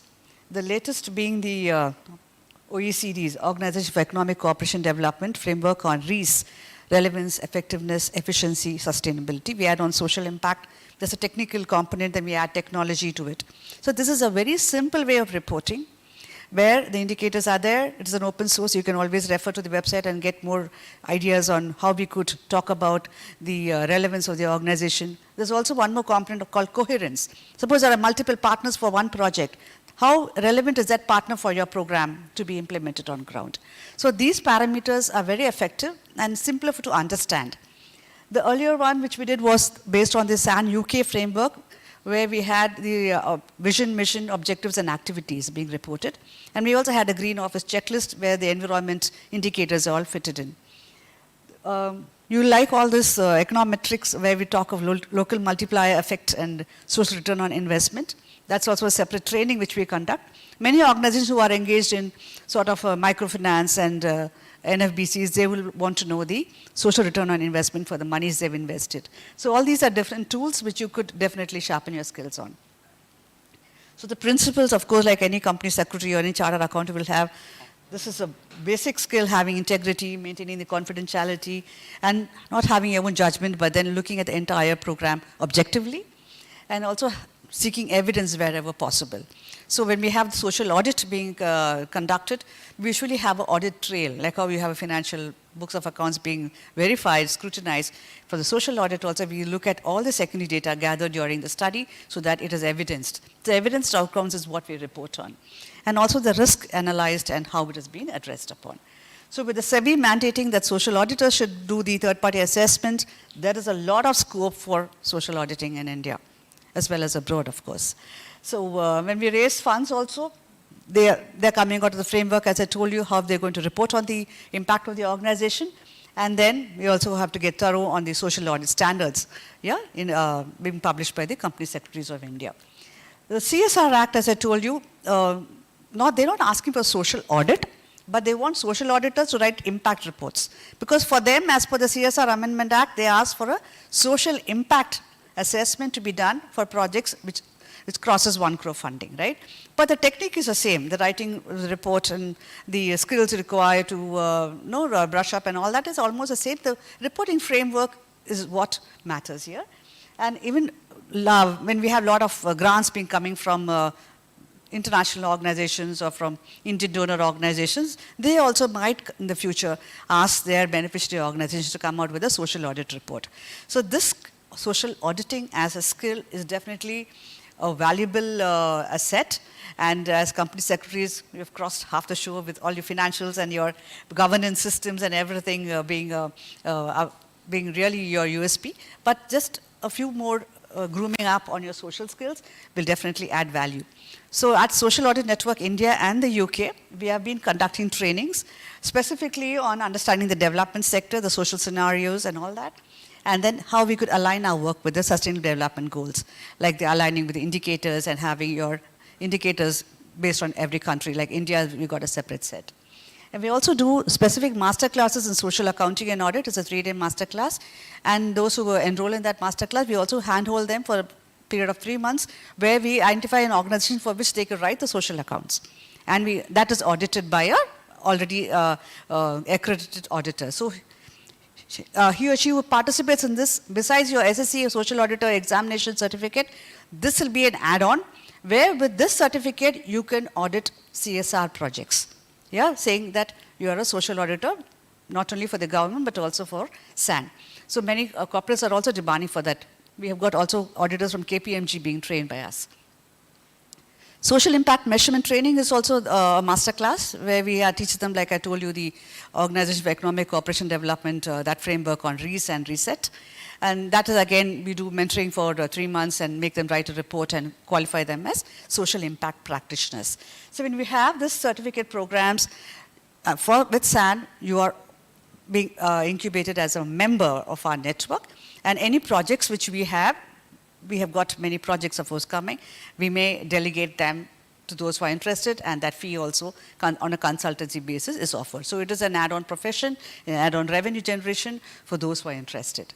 So this is about us, and our website is quite detailed, and my number is there. In case you're interested to participate or have any questions, you're welcome. And I really hope we have a dozen auditors coming from here, and I want more of you all, or in fact all of you all to enroll in the NISM examination and come out as social auditors for SSC. All the best. Thank you.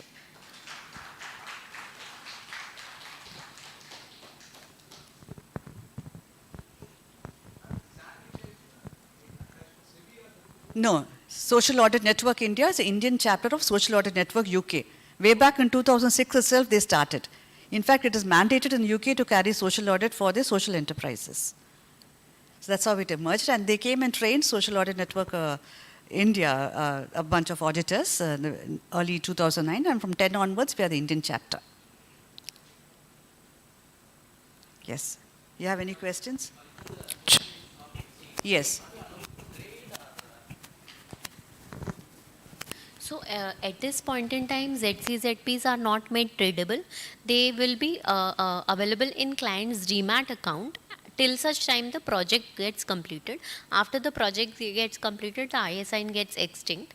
They are transferable to the legal hires but not tradable at the moment.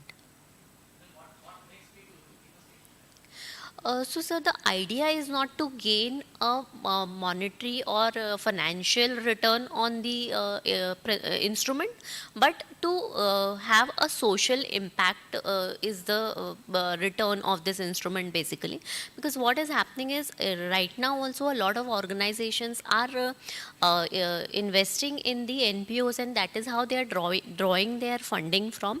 But so to say, the impact that is happening is not available for the investors on an ongoing basis. So where the CSR funding is being done by the corporates, large corporates, they are asking for an impact report, the social audit for the impact that the NPOs are creating.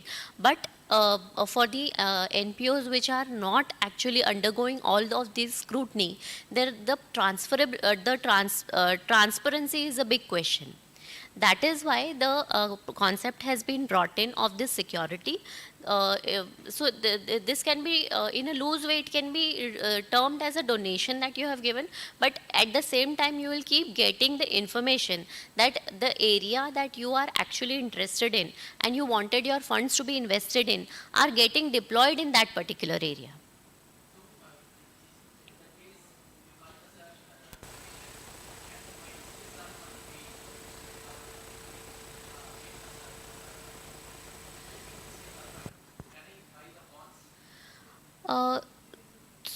So that CSR part is clarification is yet to come actually. The idea was initially to have the listed NPOs to get able to utilize the CSR funds, but that clarification remains to be it has not come at this moment. So at this moment that CSR funding to be used for ZCZP is not allowed.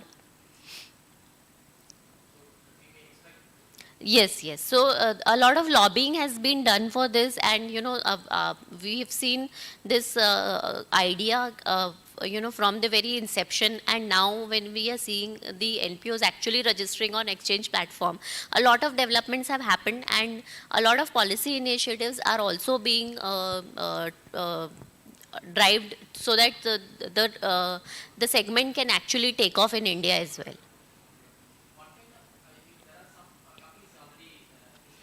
Yes. Hmm.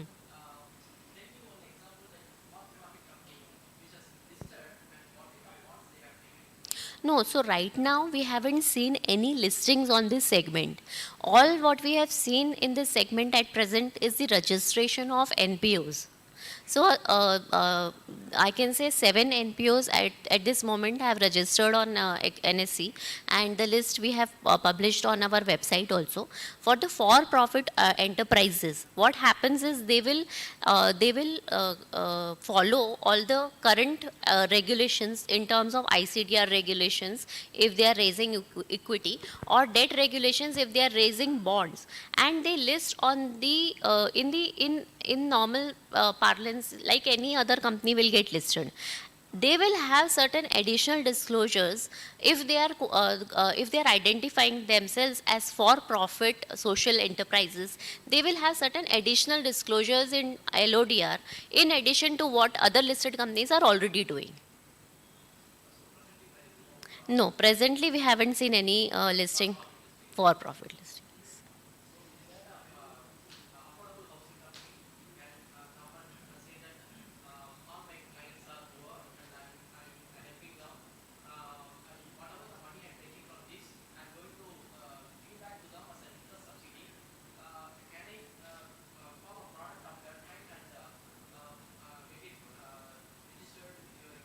Yes.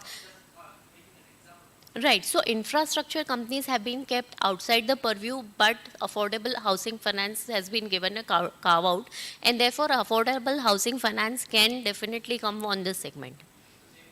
Yes. Yes. Yes.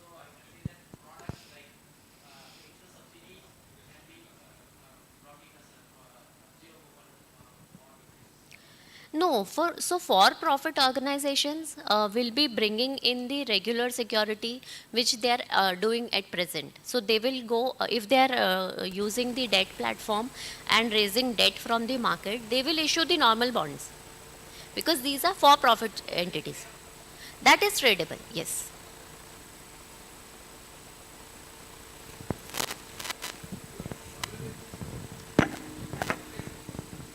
Pardon? Social. India, of head office is in Alapakam near Porur. Yeah, and the UK headquarters is in Liverpool. Yeah, but I'm based in Chennai. Ma'am, I have a question. You've said some 7 entities have registered as non-profit organizations. Okay, how different it will be if it gets listed? You say it will not be traded. It is going to be not for profit. What will happen if they get listed? What would be the purpose of listing if they are not going to get traded? So right now when I say they are registered, they are only recognized as NPO by the exchange. They have not done any fundraising on the exchange platform. If they choose to list, they will do fundraising from the exchange platform, and there are the additional disclosures in terms of the disclosure that they will need to do in the offer document. Those they will follow the set procedure that is allowed for listing. They will follow that, get listed. The ZCZP remains to be not tradable is because that right now the transferability, the tradability of the product is not envisaged. Like I said, if we are giving a donation, we don't expect anything in return, but we expect that the donation will be utilized for the purpose that we are giving. So if I choose to fund a cancer patient for that matter, so we expect that the NGO will be using it for that particular cause. So listing will give that assurance, because with listing there will be a lot of mandates that come to the NPO in terms of disclosing the social impact in a set format, getting themselves audited from a social impact auditor. These gives additional assurance to the investors that their funds are being utilized in the manner that they have identified with. totality. The thing is that even by mere registration, they'll be able to mobilize funds for the good cause they're going to do. Even if they list also, they'll be getting. How different is a mere registration different from a listing? No, while they list, they don't utilize exchange platform to raise the funds.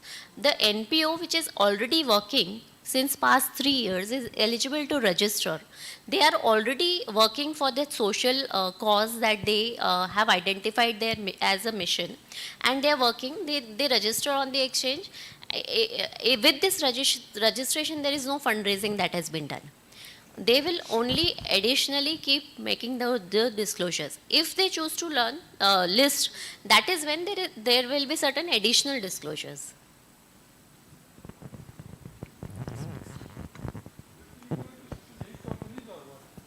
Sorry? Yes, sir. Section 8 companies are considered as NPOs also.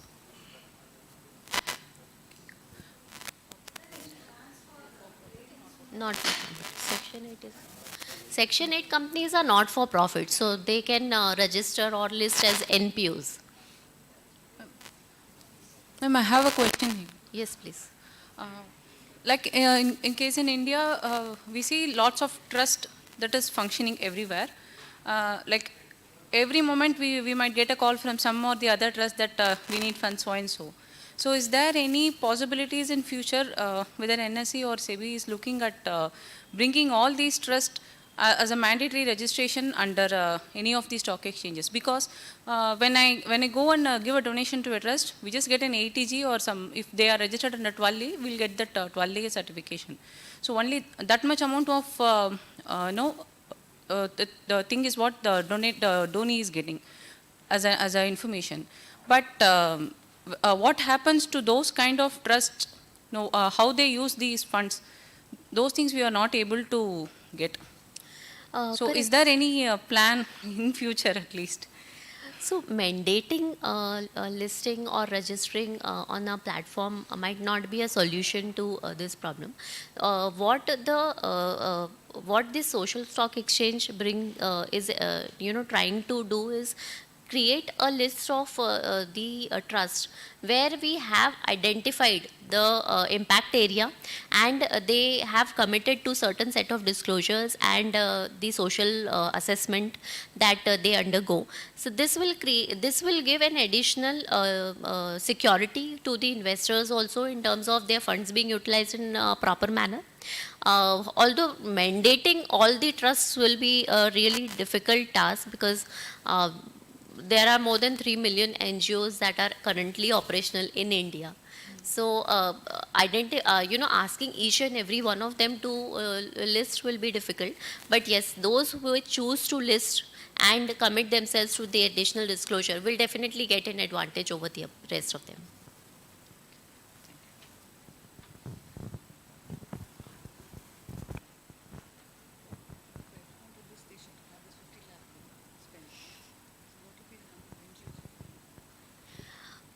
So the number of NGOs that are falling in the bracket in the current eligibility norms are minuscule. They also need a Darpan registration before they can list. There are certain set of IT registrations that they need to do. The total amount of NGOs and the set that we are targeting are way different.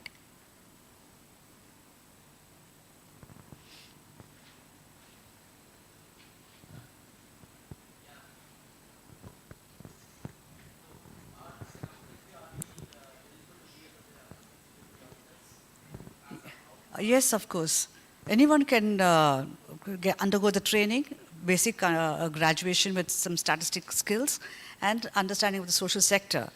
If not, also we have got a lot of chartered accountants who have trained to be social auditors, because our training covers aspects of understanding the social scene in our country, the SDGs, and Niti Aayog indicators talking of each of your Schedule 7 of the CSR Act.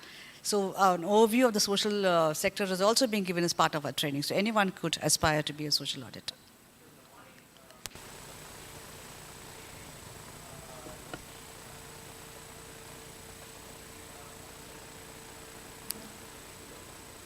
Yes, that's a recent development.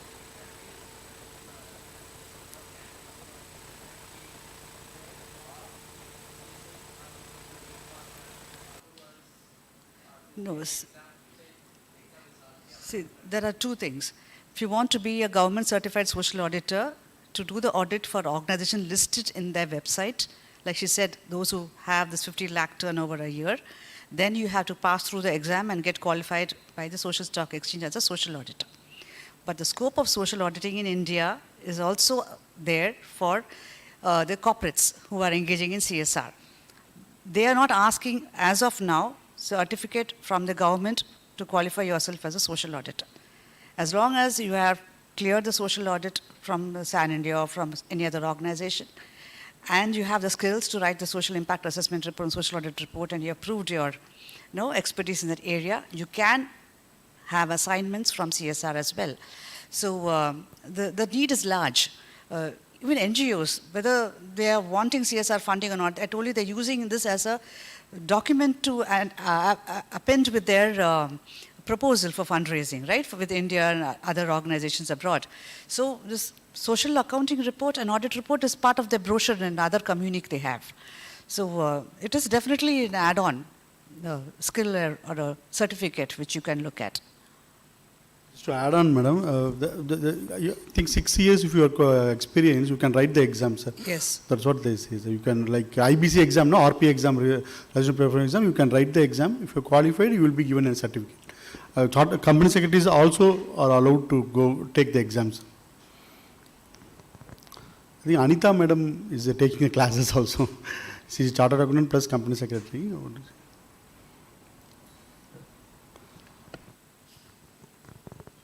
Any more questions? I invite Amarnath, our council member, to give vote of thanks to panelist.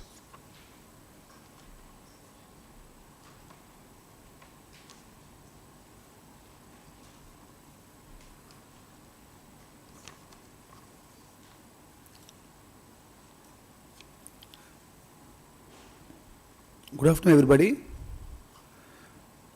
After a month of struggle for the health reasons, I came back to institute. I feel very happy. And I would like to thank Madam Mari Banu. She is very much enlightened about the social auditor and social audit report. In that area, even how to use CSR funds, we have doubts, but she can guide us which projects is useful to the society as a whole in a 360 angle degree. In this regard, she explained very well. I appreciate for that. Thank you very much, madam. In same way, Yukti Sharma madam, she is chartered accountant. I was shocked. How can a chartered accountant can stay so long in a compliance NSC like that? Because being chartered accountant, we deal with the compliance, audit reports and all these things. But she is she spent in investigation, enforcement, exchange, compliances, listing, all these things, which is generally an advocate or a company secretary can do. But that means she is a multi-talented and she has given her views very much for the profession. In this regard, I thank you very much, Yukti Sharma madam, for coming here and giving your lecture to us. Thank you very much, madam. And I request everybody to become CSPF members. I am also telling, since I become a chairman of the CSP committee, so the people who are not become CSP members, please think twice, your family, and join CSPF, Company Secretary Benevolent Fund, which is for your benefit. Thank you very much. Thank you, Amarnath sir. I invite Ms. Jyoti Savitri ma'am. She's travelled from Thiruvananthapuram. She's a practicing company secretary, to give memento, and also to Ravi Kumar sir, former TNPL. Ravi Shankar sir.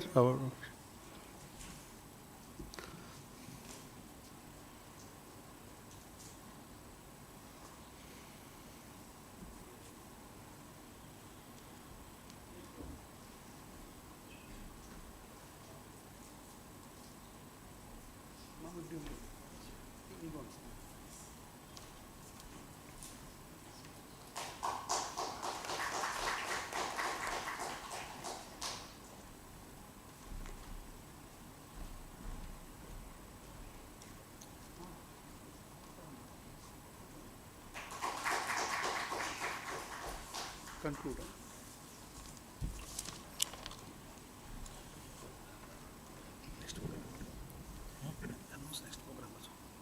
There's nothing now.